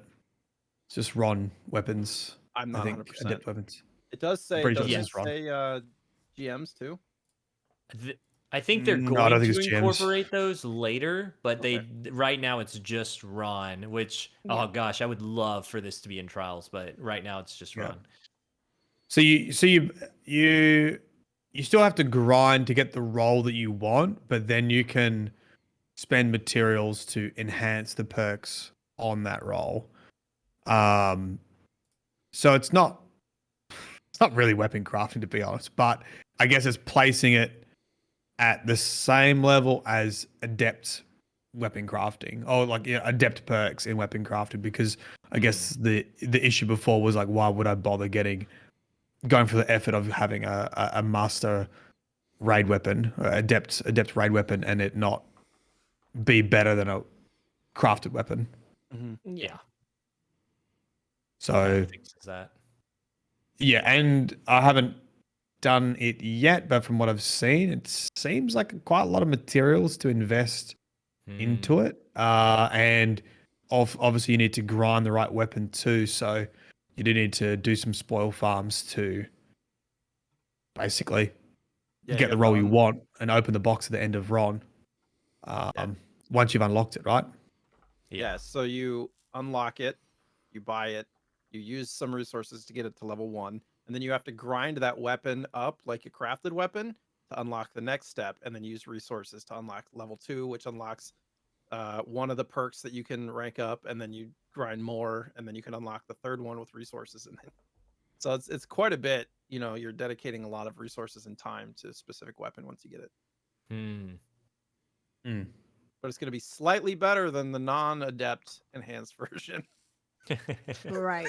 Yeah. Yeah. Marginally better. I just want the auto to drop just once for me. Like adept, non-adept, I don't care. I just want it one time. It just won't drop. Well, I mean, it's guaranteed on Master. Yeah, on you Master. Do the Master challenge too. It's we're gonna keep you out of the Crucible, man. You're not having fun in there anyway. Come do some PvE. I need to, man. I need to. Jay, he's right here. Yeah, I can't remember what week the auto rifle is. It's I think it's the last week, so it's the planet room. Yeah, it's last week. Right? Yeah. So, which the planet room challenge sounded weeks. Yeah, it sounded pretty good. Like I was like, I could do that. I love the planet room, and then I was like, nah, I just got too busy with all this. Planet room challenge was tough but fun. It was actually really tough. Oh, and when really? we finished it, someone was like, I enjoyed that more than contest mode Nezarek. Like they said, I got more of a rush out of that than I did contest mode Nezarek because we were stuck there for a while. The timing is really tight. If you're too slow or if you screw up once, it's a wipe. You got to start all over. Kaput. Yeah. Man. That's not forgiving at all. But Lego, let's if you want to do it in like 3 weeks when it comes back around, we'll do it. Yeah. I'm down. It's so easy to make plans for like 3 weeks away. You're like, that's so far away. I don't have to worry about it. It's probably never gonna happen. And then like the day of, you're like, oh right. Yeah. About that. ADHD brain. You guys want to do some Twitter questions? Or are you scared? I will say, go check out Trials this weekend, okay? Yes. Big changes. Flood the promise. playlist. Yeah. Let Bungie know what you think. Like it shouldn't matter what kind of play you are or any of that. Just give them feedback. They need feedback. I'm so glad you said that because I was literally about to be like, also try Trials this weekend, and then watch it. Yeah, I'll give it a shot. Those are they're like the best changes we've had for PvP in like a decade. So Very excited. Yeah. What's the weapon? Anyone know? That's the part that sucks because I don't think it's going to be something that everybody wants because it's not going to be Immortal. They said that's the last week, I think. It's not going to be the shotgun because that was this last weekend. So it can't be the bow. That's out. That had its last week. So it's either Inquisitor. I bet it's going to be Inquisitor. Fusion? It could be. No, that's the slug shotty. It's either that or what's the other weapon that's in right now? The LMG? Is that it? No, it's one of those. Okay, we'll see. Yeah. All right. Let's I felt like we do had the Twitter hand cannon questions. recently too, did we? Well, let me say one more thing about Trials is that even no matter what the flawless weapon is, it will be a good time for players who haven't got their rank up to get the new gear from like the Trials rank up because even if you're playing on a flawed card, it's going to put you in the practice pool. So you've got stomp protection in there, so you can go play and eventually you'll get put at your skill level in that. I mean, I say that, I guess it'll still be, I don't remember exactly how it works, but you'll have a better time is what I'm saying, grinding there than you would normally playing Trials and just getting stomped by everyone trying to do carries. So totally in the different practice experience. pool, it's based on your performance. Yeah. And connection. Yes. Eventually, it'll like kind of slowly figure it out. So I'll match with the 3 people in Australia playing the game. Correct. 2 of them, which are my neighbors. Same postcode. Just knock on the wall. Tell them to let you win one. Come on. Mr. Goodbye says, "Who's your favorite Pokemon?" Lapras. What's that? He doubles as a ship. Very helpful. Yeah, the one that learns swim. Come on. The Nessie looking water Pokemon. Yeah. Exactly. Yeah. I always like Geodude because he's like a big rock and he's got like big arms. I like that. Yeah, dude. Yeah, dude. Mine's Golem, which is the evolved version of Geodude. Oh. Really? It's the rock turtle. Some Geodude lovers. Yeah. I think You know it. Umbreon for me. The version of Eevee that's like dark, it just looks awesome. Dark Eevee. Yeah. I don't know if I would have a favorite. I did when I played. I think it was is it Ruby? I think Mudkip was a good one. I liked Mudkip, just the way he looked. Do you guys name your Pokemon, or do you keep their like regular names? Don't name them. Never. Nope, can't do it. Never name them. Wow. Their name is literally like the Geodude. He's not gonna go like big dong, big dong, big dong. Like that's his name's Geodude. Pikachu over there, yeah.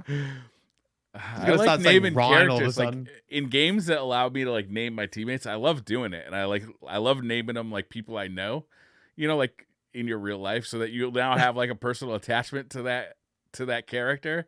Like especially in games like XCOM, where they could just get murked and they're dead for the rest of the game. Yeah. Like, oh my god, I just killed Lego. Should I restart, or I don't know? Can I do the rest of this without him? Yeah. Man. Well, I'm sorry, Lego. I played Temtem. Have you seen? You've seen Temtem? Yeah, it's like a good Pokemon, and I did a practice like Nuzlocke run. So if they die, they die, and I named them after chat. That was fun. Yeah, it was that's good. Right? That's fun to name them. Yeah, I like doing that. Mylan's like chat's expendable. It's fine. Yeah. That's why Cult of the Lamb integration was so awesome. Did Yeah. you see that new DLC for Cult of the Lamb? I played it. Oh, you already played it? Okay. I have early access. Oh, when's it come out for the rest of us weebs? The 24th. So pretty soon. Yeah. Okay. It's in like 4 days. Yep. Everything's coming out next week. Oh, really? When's Resident Evil come out? Wait, not Resident Evil. When's Star Wars come out? Next week. Dang. Also, we didn't talk about Guardian Games coming out in a week and a half. That's because nobody cares. Games, the Scout Rifle. Probably talk about it next week, but they said I have some personal vendetta against it because there was the statue in the tower that was misrepresenting who won last year as a warlock. Right. I was like, excuse me, Hunters. It's fine. Hal.503 says, your guardian meets an untimely and permanent demise. What exotic weapon are they carrying?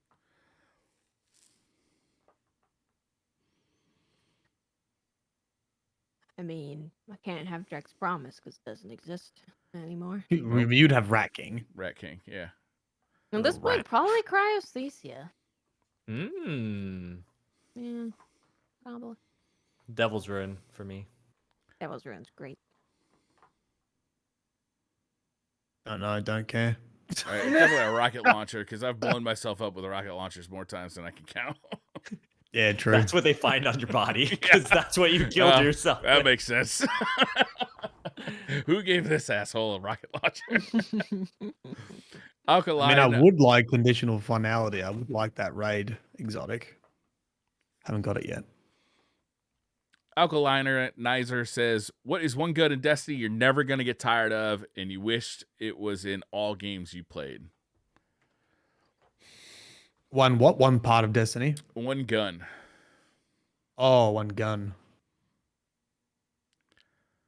Oh. Man, I don't know. Because I'm someone who switches guns and everything so often because I don't like to just use the same thing over and over again. Yeah. So that's kind of hard to answer. I mean, it's easy for me. Fusion rifles, but they kind of have that in some other game. Anything with like charge time stuff is really fun for me. Like in Apex, it's all the energy weapons, So. When Destiny first came out, though, it felt super original. Like the fusion rifle concept felt really cool, and it was really fun. It felt like a new thing special for Destiny. Can I take my Sparrow into another game? That's what I would like to do. That would be cool if you could just always have access to your Sparrow. Or the tank. Aegis is pretty good. Ooh. Freezing laser beams, pretty good. That would be pretty handy for some tough games too. Like Demon Souls doesn't stand a chance if I got that thing. Yeah. And Parasite's also a very fun kind of gun where you have one big Worm bomb. Now I'm just thinking about how to cheat at other games, and I want Galahorn. Wardcliff, yeah. Bring Galahorn into every Sweet game business. with me. Mark Jolly says, long-time watcher, first time asking of the questions. Tell me, what's your guy's personal favorite exotic weapon? Favorite exotic? All these questions all feel very similar. Greg's promise. Yeah, very similar. They didn't consult each other before they asked.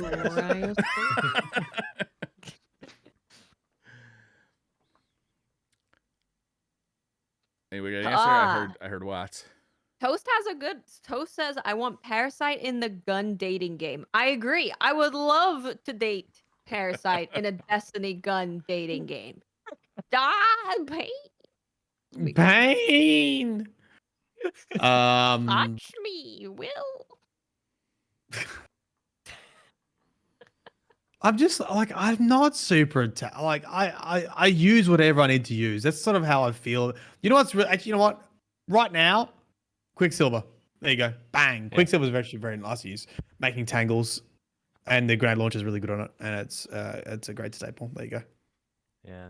To avoid saying Devil's Ruin again, Wish Ender. I do really love Wish Ender. I think I have to approach Wish this... and see through walls. Hit for over 100 damage in PvP without having to charge the bow. It's great. I was gonna say, I think that I have to approach this question like I did when I got married to my wife.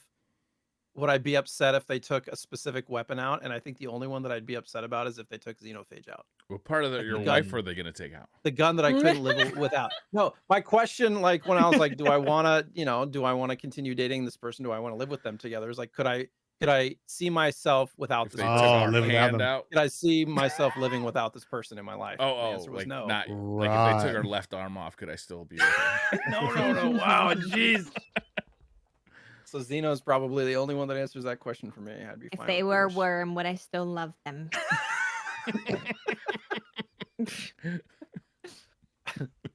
Mr. Dub says, what are your thoughts on the scoring system in comp? Is it fair that losses cost an average of 150 points in the higher ranks, but wins only give you between 40 and 60 points, often with just +5 and a kick in the teeth?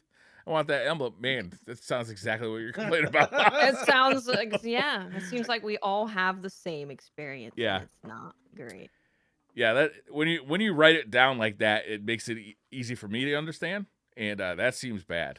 150 points if you lose, but only 40 to 60 points if you win. That's awful. If you win 50% of your games, you're losing. Yeah. Exactly. Yeah. When normally how most ranked systems work, it's like if you're winning 50%, you're probably very, very slowly going up. Yeah. The rank. Yeah, you're gonna have a quick decline. I was just watching. I got to stop talking about Street Fighter on this podcast, but I was just watching the Street Fighter. Like they had like a 30-minute reveal, and they were talking about for their new rank system. It's going to have like knockdown protection. So like if you rank up a level and then you immediately lose, you won't get knocked out of that level. Like, so if you go from like bronze to silver, I'm like, oh, that's really smart because it's like you finally achieved this thing that you've been working for. And we're going to let you enjoy that. And that seems like the opposite of what Destiny's doing here. Like we're just going to like keep beating you down until you can't go down anymore, until you're winning like 75% of your games. Yeah, it's really like you have to have the craziest win rate to move up at this point. Yeah, that seems like some math needs to be done for sure. Foreman George says, what do you want the comp playlist to bring that would make it worth farming or playing? An Arc Sniper doesn't seem worth it because all we want is snaps or opening shot roll, and we have those already. I love Rose being different enough in the meta to stand out. I feel like there's enough interesting perks in the pool now, like of weapons. Like we got so many new things with Lightfall and so many new things with the past like 2 seasons that new, like some of the interns even are like promoting and making over there in the Sandbox team. And I feel like some of those do really interesting things depending on what weapon you're using it on. Just an example of that is think about the ARC sniper rifle that we got with the Halloween event last year that had like swashbuckler on it, on an aggressive frame sniper that let you like body shot people after you punch someone. Like there's crazy stuff like that, and there's a lot of other perks on that gun. But I think that it's a really solid choice because if you put a fusion rifle in the comp playlist, or just an example, people are talking about a glaive coming to the trials playlist, and everybody's like getting upset about that. And it's like, if that comes, then I'm gonna be excited about it. But die-hard Crucible people are like, I have to use glaives right now. This is terrible. And so because of all of that, it's like they have to put a specific weapon type into the comp playlist, or it's going to upset a lot of people, I think. So I think a sniper is a really solid choice, actually. It is a good choice. Yeah. I personally have always been a fan of having like cosmetics that I can work towards, that I can show off. I've always liked that. Yeah. It's an easy way to not make something super strong that only a certain group of people can get. But it allows you to, work towards something that's cool. How upset would the community be if they put like icebreaker as a reward for hella upset? Not necessarily based on rank, but based on like achievements and things that anybody could theoretically do over time. People really just don't like want to play Rose the now. Crucible. It just makes me so sad because all the changes were to get people to play the Crucible. And like it just didn't go anywhere from there. Yeah. I sort of sometimes feel the reward should be like PvE and PvP. Like I wish there was almost like two tracks, but then I know people would get upset that they had to play Cruci to get PvE items, but you sort of got to play PvE to get Cruci items. So that's kind of what they have. If you're talking about it being the same, that's kind of what we have with the ritual weapon every season. That's in either the Vanguard, Gambit, or Crucible track. You just have to play one or the other, but you get the same weapon no matter which one you play. So there's a version of that exists in the game. Kind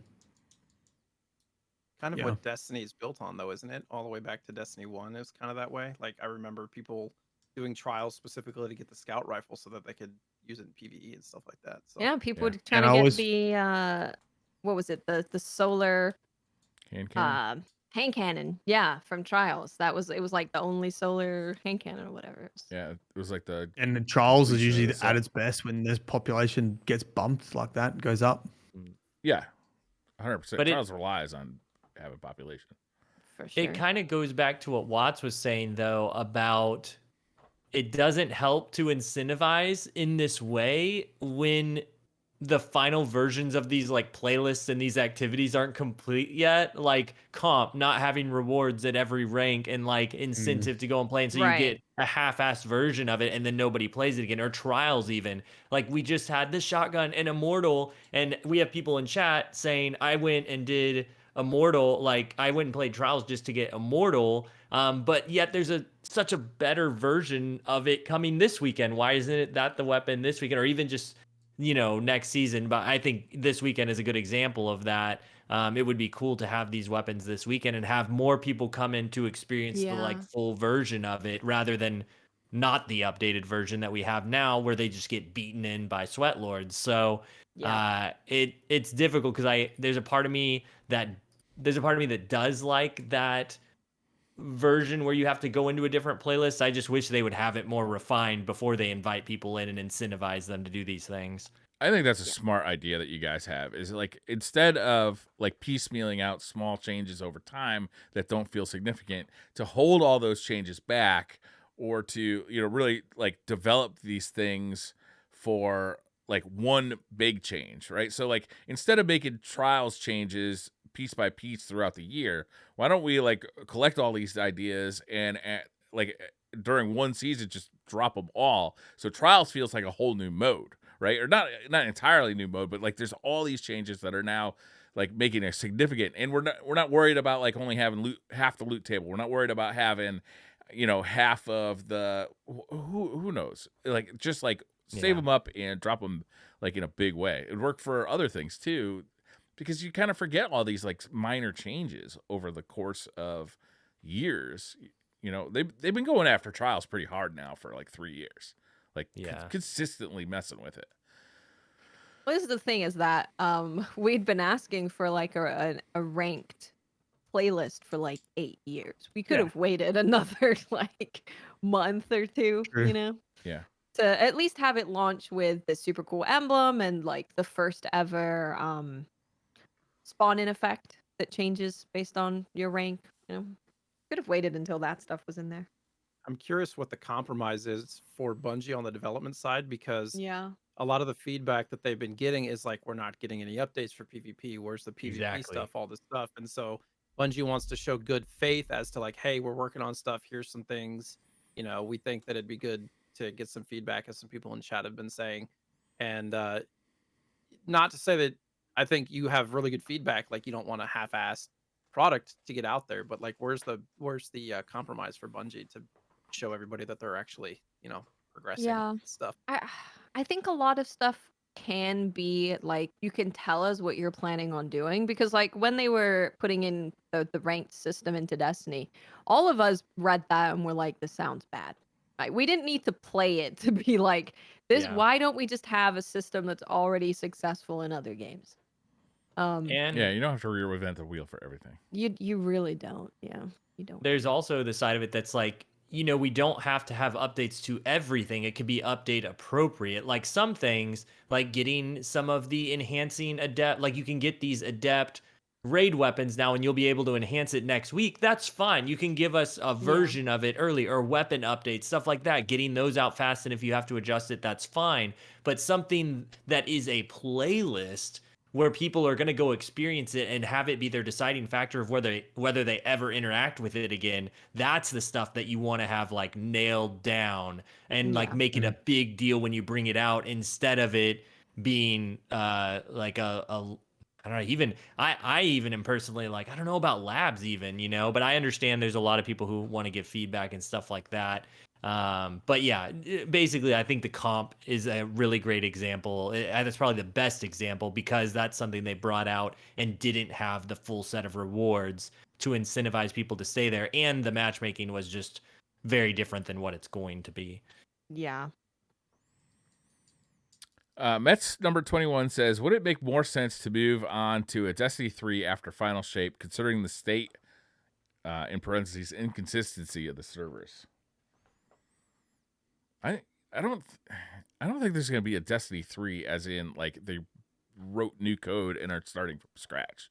Like if we get something that is like Destiny 3-ish, I think it's going to be more like, you know, we have this current game and they're just going to, you know, like put some kind of like break in, like, you know, here's why you can't have your gear, you know, story plot like they did with the last time they did it. But it's going to feel mainly like the same game. Like kind of how World of Warcraft does it, or something like that, where it just continuously, you have your character and it continuously pushes out new content. Yeah, and I don't really think there's ever going to be like a Destiny 3. I think they're just I don't think so, no. Kind of move it along. I could see people asking for that more because of the stability issues. I think we're going to start seeing more of these questions of, you know, should we have new everything, because it seems like we need it. But yeah, I don't know why it's happening. I don't even know if that would make it better. Yeah, I think people assume that if we started again, it would be like silky smooth. But if you play any new game release, you realize that that's not the case. Yeah, that's not the case. Yeah. Also, you know, how much time and effort would it take them to build a new engine and like all that from scratch? Like that's time and effort that could be spent, you know, making new content. I just think it's I think they've got a seasonal and yearly model that people continue to buy and play, and they've got good point. You know, all the money's from Sony. I think Destiny will just sit there and keep siphoning out the dollar bills each thing until 100%. they release the next IP. God, I hope Destiny can keep being like very popular with a lot of people, because I want to see those other games. I want to Right. see Fully the other funded. games real bad. Well, there's I'm another investing in side. Destiny because of the new IP. The Destiny 3 argument though also includes not just like there's the new engine side, but there's also just the rebrand of Destiny. Like Destiny 2 comes with a lot of baggage, like y'all were saying Yeah, earlier. 100%. A lot of people Yeah. started Destiny 2 year one and are like, I'm not touching that ever again. And so it's much harder to convince someone to come back to a game rather than, hey, there's Yeah. Destiny 3, or they change it to just Destiny, or whatever the answer is. And I personally would like to see that. I don't know, maybe legally they can't go back to just Destiny. Maybe, they are afraid to go to Destiny 3 until, like Milo's saying, these new IPs come out or something like that, and they just want to truck this along for now. But I personally would like to see it just for the chance for old friends to come back and try it again, because it's an entirely different game now, but Destiny 2 still implies Destiny 2. At some point too, like I kind of want just like a clean break. Like I'd like to like be done with this vault, be done with all these quest lines, and like, okay, here is a fresh, like, if for instance we were to, go through the veil, like end up in like some mysterious place with no longer have access to our vault, similar to the changeover between 1 and 2. Like I could see that being like, we have all new subclasses because we don't have access to the Traveler's Light. Like, they could go in like a million different directions and really have like a kind of a fresh and fun start. I don't think that's going to happen soon because we just got new subclasses, but like I would like at some point for the game to have like a big reset. And I like that idea too, of people coming back to check that out. I could come over and delete all your characters if you want, Briar. We could just have a night, throw back some beers, and I'll take care of it for you. What if they had like Destiny spin-offs based on kind of subsidiary characters? I'd love to see that. Characters spin-offs. How do we not have like a comic book or an anime or something? Like like an ODST almost. I mean, that'd be great. Whether you feel good about ODST or not, just kind of taking those side characters. People don't like ODST. I thought that game was like I don't like ODST. You suck. That game was awesome. I liked it at the time. I felt like it was kind of 50-50. Interesting. Do you know why? I don't think I care. Your opinion already doesn't matter. No, listen. They had a absolute masterpiece, and then they went and fucked it up by trying to put night vision goggles on, makes the whole screen green, and if your whole screen's not green, you take damage, then you get the Call of Duty blood effects plastered all over it. Trash. The game would have been perfection if they didn't have night vision and they didn't have the blood effects. I was right. Ruining their aesthetic. They needed those accessibility options from Island. Yeah, I thought that was it was a really fresh take on that world, and it was fun to see like kind of the fringes of it. It was a cool game. I'd love to see that with Destiny 2. I love what they're doing with League of Legends, where they got like the big anime that was fantastic. They got a fighting game coming out. They got a first-person shooter. Like, and all they're all sharing that world. A new League of Legends game came out yesterday. Which one? What? So it's called Mage Seekers. What League is doing, or what Riot is doing, is having kind of smaller studios. It's called Riot Forge. Work on like single player story games throughout the League of Legends lore and universe. Cool. So this was one of them. It's a single player story going through one of the stories of part of the League lore. That's brilliant, because they have this really cool property that has like a ton of awesome lore. But what they're doing in the esports arena too is so crazy, because they already got League of Legends, which is huge. They got Valorant, which just keeps getting bigger, right? Like that's my understanding. Yeah. I'm not in that world. And then they got this Project L, which is going to be a fighting game, which people are like real stoked about, and it's going to be free to play. And they got real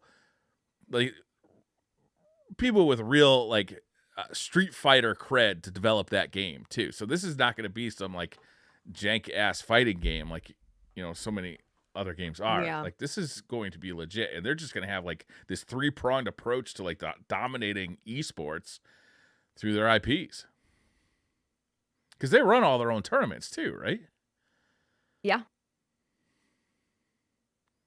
Yeah, it's probably gonna be a good fighting game. Yeah, but just like in general, like that whole like world of League of Legends is just, it's so big, and they're so good at making it compelling too. Perks of Being Chris says, Mylan, what's the difference between a tram and a train?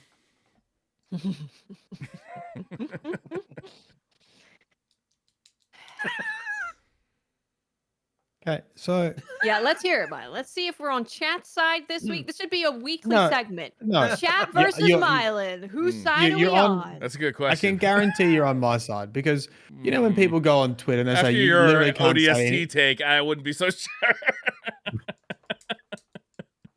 Okay. You know, people say, oh, you know, you can't say anything on Twitter. You say anything on Twitter and someone will disagree with you. And I say to those people, you've never been a Twitch streamer. Because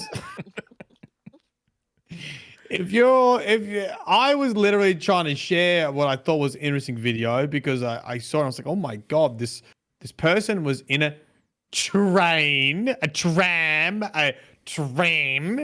and they were on their phone and they crashed into another train or tram, and I thought, oh my God, and I was saying, oh, that's pretty crazy, and then they're like, and then someone in chat was like, that's not a train, it's a tram, and then we went down this whole rabbit hole of how to identify a train versus tram from 20 seconds of footage. What is the difference? Do you want to know the difference? Yeah. It looked like a train because it was too long to be a tram. Trams are usually smaller.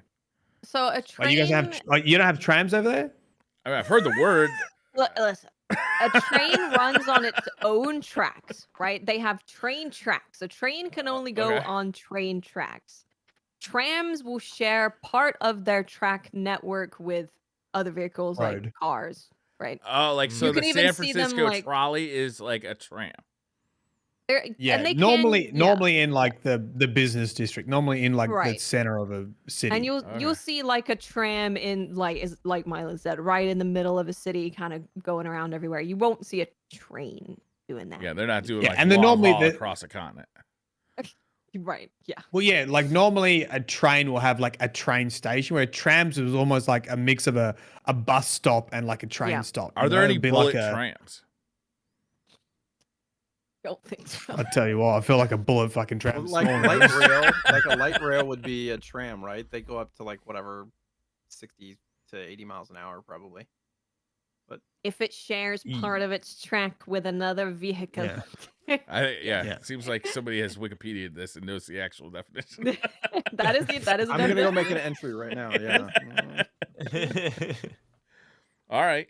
So yeah, it looked like a train to me, but was there like another roadway there? Was it on a train track? That was their evidence. Is look at the tracks, and I was like, it does kind of look like it's shared. But yes, it does appear that I am on chat side here.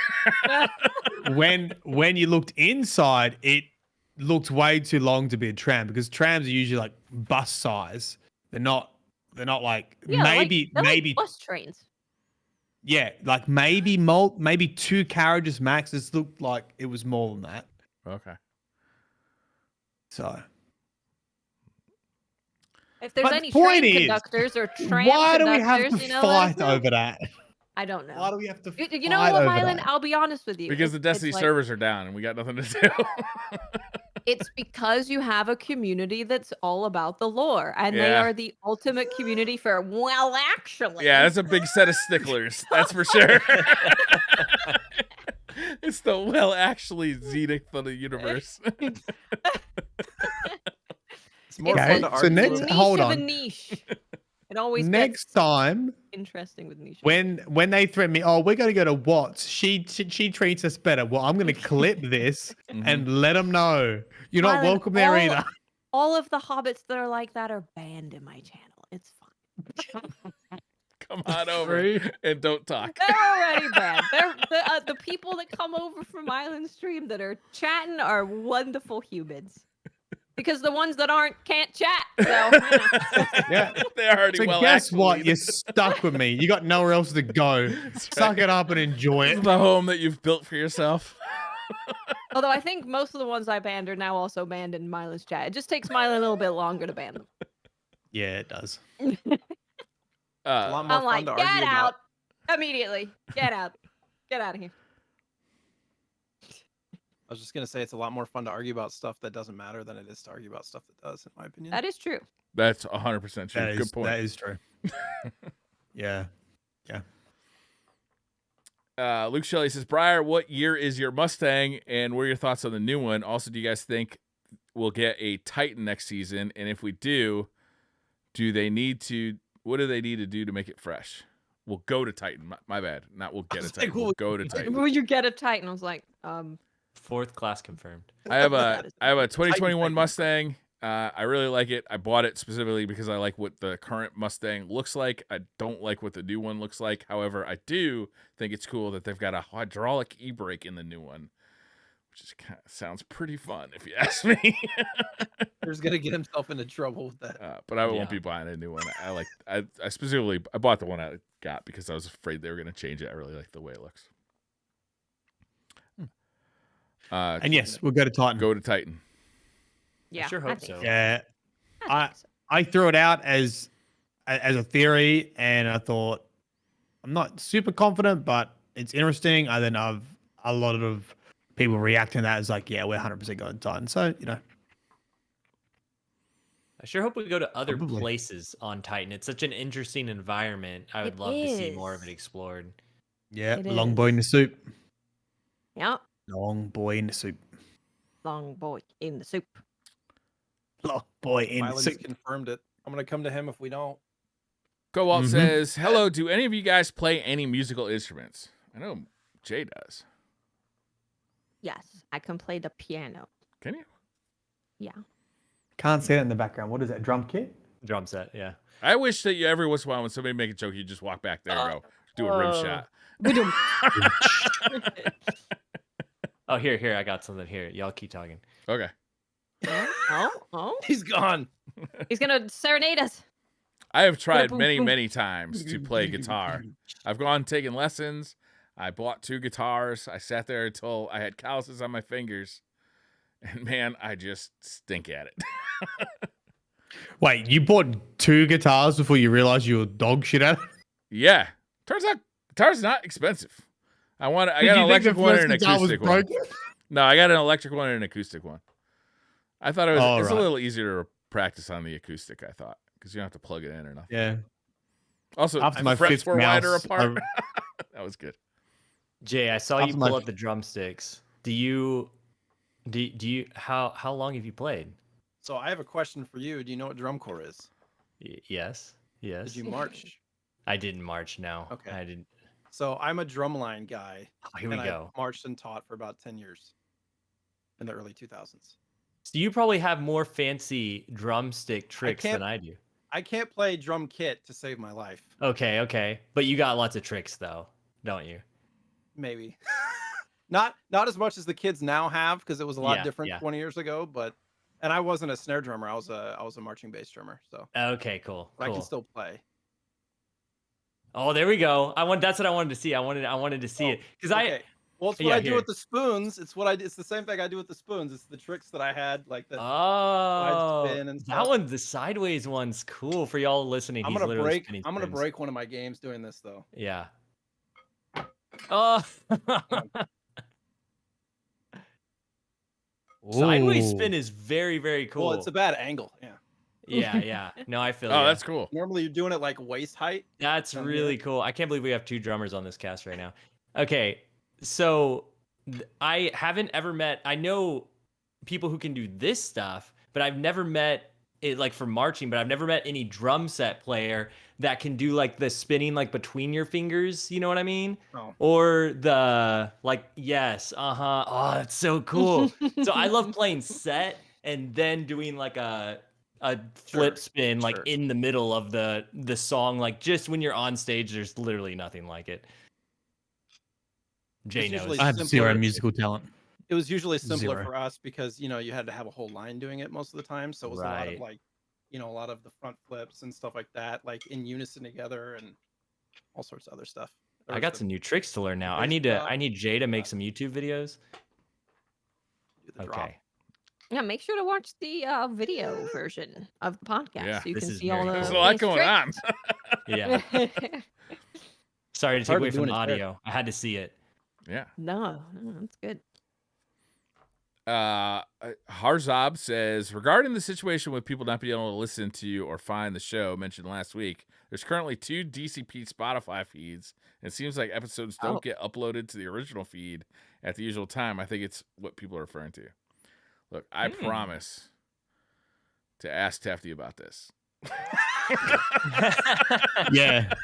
Because I did notice a couple extra comments about Spotify again, so something must be funky. Okay, something screwy. We'll get to the bottom of it. It'll take no less than 3 weeks, but we promise to address it. Remedy Boot says, with only final shape left to drop now for Light and Dark Saga, do you think we will brush over Xivu or Wrath because of the Witness, or do you think one will be the final boss for a campaign and the other for the raid? That will probably drop with it. We got to talk about commas, Remedy Boots. This is a long sentence. Commas and kappas save lives. Yeah. I feel like Xivu is being overlooked. I really hope they don't just rush Xivu in a campaign story. I feel like Callus is like the example that I don't want. And so I'm worried that Xivu is going to get the same treatment. Yeah, I mean, it seems like there's only one big final expansion, so Xivu is either a campaign story mission or a DLC, like a seasonal story. So kind of feels like they run out of room to cover Xivu, and I think that would be disappointing. Yeah. Especially with Xivu, I mean, I didn't have an issue with Callus. I don't have an issue with Callus. I actually really like the Callus campaign fight, so I'd be okay with that if Xivu was in final shape as like a campaign boss. But that means when would the Witness be? Raid, which I don't think they would do. You don't think they will? Well, not only the raid. Otherwise, if you don't raid, go ahead and see the main boss. Right, which would be bad. I mean, they did that with Riven, right? She wasn't anywhere else. Yeah, true. Maybe it is possible. I'd be down for a dungeon too. Is there a dungeon would be cool? Do you think there's ever a chance that they would do a save the finale of fighting the Witness for after people beat a raid? Instead, you reverse the normal content where you do all the events leading up to a raid team goes in, beats Xivu, and then it opens up for everyone to go fight the Witness, sort of thing. I feel like that probably wouldn't line up right for the way a commercial release would go, unless you fought unless it was something like when we fought Orcs, where there was him in the real world and then in the throne world. The Dreaming City kind of worked like that. The Dreaming City kind of opened up after the raid. I would love to see something like that. Even as somebody who doesn't do day one raid stuff, I would just who likes watching it. That would be really cool. I'm surprised they haven't done that again since. Really, they've done story thing, the ink blot story stuff, but they haven't changed the environment the way they did with the Dreaming City. The Dreaming City was a really special expansion. Probably because they never revolved the Dreaming City curse. Let's not add another thing that we're not gonna resolve. Man, wouldn't it have been cool if that level 999 Guardian actually unlocked something? Oh man. 999, then do the dungeon. Yeah. Mohegan says, what does a cowboy cat say? Meowdy or kitty up? That's a tough one. Meowdy. I got Meowdy. Come on, Meowdy is pretty good. Yeah. Yeah, Meowdy partner. Meowdy. Juice says, love what you guys do. Wait. Meowdy Pawner.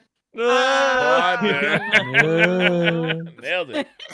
Thank you Why for are you putting that laughing in at my that? life. That's right up your alley. Thank you. Juice says, love what you guys do every week. Keep up the good stuff. What is your coffee order at your favorite coffee shop? I normally get an hazelnut oat milk latte. Because it's the hazelnut is like, it's not super sweet. So you've got the coffee and then like a teeny bit of sweetness. So it just kind of offsets it, and it's a real nice level of sweet and not sweet. I go for a light roast with oat milk as well. Long Mac topped up. No one's gonna know what that is because you guys are Americanos. Is that an Americano? Where you talked about it. It sounds like a coffee from McDonald's. Is that what it is? A long macchiato. Topped up. If you guys were cultured coffee snobs, you would know what it is. My wife loves macchiatos. I don't like them. I don't even like handling them because whenever I touch the cup, my hands is always sticky from all the sugar. That's what it's sticky from. Yeah. I like a iced vanilla latte. I like iced drinks. Iced coffees are cold. good, and it's getting that Even when time of it's year cold? too. You're right. Yeah, even when it's cold. I just love iced drinks all the time. Oh, that's just crazy. I'm in Texas. It never really gets that cold. Okay, that makes sense. I feel like iced drinks often rob you of coffee, though. Really? Because they fill the cup to the top with ice. Yeah. True. It doesn't have as much volume. But if you Well, get the I cold think brew, I I get feel like more it's hyped stronger coffee. Like it's like Yeah. And here's the I'm deal. coffeeed up. I'm not drinking coffee out that much. I literally have a vat of cold brew in my fridge that I just constantly cold brew pull from. So yeah. Really? Yeah. how do you make it? Oh. So we literally start it used to be once a week. It's now twice a week, so that just shows you where we are with it. But we will go and just make this giant container of it. Different brands make, different versions, and I literally just make a huge thing of it, just a ton of coffee grounds, and put it in the fridge. You let it go at least 24 hours, and then we just pull from it all week. I had a friend. This was a disgusting bastard. What he did was he made a cup of coffee in the morning, or a pot of coffee in the morning, and then whatever was left over in the pot, he would pour into a jug in his refrigerator. And he's like, "It's iced coffee. What are you talking about?" I'm like, "How old is like the oldest part of that iced coffee?" He's like, "I don't know." Oh God, It's old, man. I know people that do that. Yeah. coffee gets moldy, man. It was gross. I had a sip of it. It was like, this is disgusting. I actually got a new coffee machine, and the coffee tastes really What good. kind of coffee it's machine? very fancy, like an espresso machine. Like I don't one of know the what ones where you call gotta it. pack the coffee in and like screw it down. Yeah, you got the what's it? Is it the portafiller? You put it in and it grinds your coffee beans, and it's got like a built-in tamper. The tamps Oh it, man. and like measures the pressure, so it knows if there's not enough coffee in there, and it gives you like a little smiley face or a frowny face, and then you can add more ground coffee beans, and it gives you like the perfect espresso. Does it drip out like the two dangerous. sides so you fill two cups Yeah. at the same time? Yeah. That's like fancy schmancy. Yeah, I really want one of those. Nice. I got an Yeah. espresso and I'm like, I feel fancy. I'm a big fan of just like a latte. With all sorts of different syrups and stuff, pumpkin spice or salted Ooh, caramel. I do like a vanilla, pumpkin whatever. spice. Briar I do- loves pumpkin. I do. spice. I do love have pumpkin I do spice. have syrup. Yeah, I don't like it too sweet, but I do like that flavor. But Hmm. we just have a Keurig at home, and then I have like one of those frothers for cream, and I just like put like almond creamer or something in it. It gets it all thick, and you just put it on top. It's kind of like a latte, a little bit. Last Nice. year, my wife saved a bunch of pumpkin spice coffee and brought it out in the middle of the spring, and I was so happy because like you only get pumpkin spice in the fall, right? And she like saved it. Right, that takes some like doing. Put it in the That's freezer? love. That's true That's love. love. Right? Yeah. I lucked out. Get you one that brings you pumpkin spice in May. Ryan and I are simple, and we like our pumpkin spice. Hell It's yeah, I just love what it pumpkin is. spice. I'm gonna do one more, and then I think we should call it a night. What do you think? Yeah. Yeah, it's pretty. Late. Kelly Locke says, which fast food company is most likely to partner with Destiny in the future? Hasn't there been one already? I feel. There's Why Doritos, has it Taco Bell right? yet? There's Red Bull. Doritos. Rockstar. Oh, Rockstar. Maybe not Red Bull. What else was there? Taco Bell. Taco Bell. Yeah, there's like a Gotta be. Destiny Taco Bell Was there? PlayStation, isn't there? That sounds very familiar. I thought it was just a Sony thing. Oh, maybe it's just a Sony thing. Yeah. There was the Xbox Mountain Dew stuff too. At Taco Bell. Okay. I feel like I'm just thinking like what fast food would survive an apocalypse? Taco Bell. Probably again. McDonald's, right? McDonald's. Yeah. Like a cheeseburger would go on for like 25 years. Oh, you think that Still be eatable? Okay. The cheese would still like look like cheese too. Well, Hypernova in chat saying Taco Bell had a G-Horn commercial. I don't remember that. I vaguely remember them having a tie-in. Oh, and the white PS4. Okay, that sounds familiar. Man, I want Taco Bell so bad now, y'all. Oh my gosh, What's your favorite Taco Bell order? It is the worst best food, isn't it? But it's so good. What's your Taco Bell order? Now I'm curious. They used to make the this grande burrito. They don't make it anymore. It was really good. As many tacos as I What's a burrito? Can. Soft tacos or crunchy? It's like a shawarma, you know? It's like a shawarma burrito kebab. Yep. It's the same. It's the same thing. Did Lego say he likes it hard? The tacos? No, don't clip that. Well, we got a title.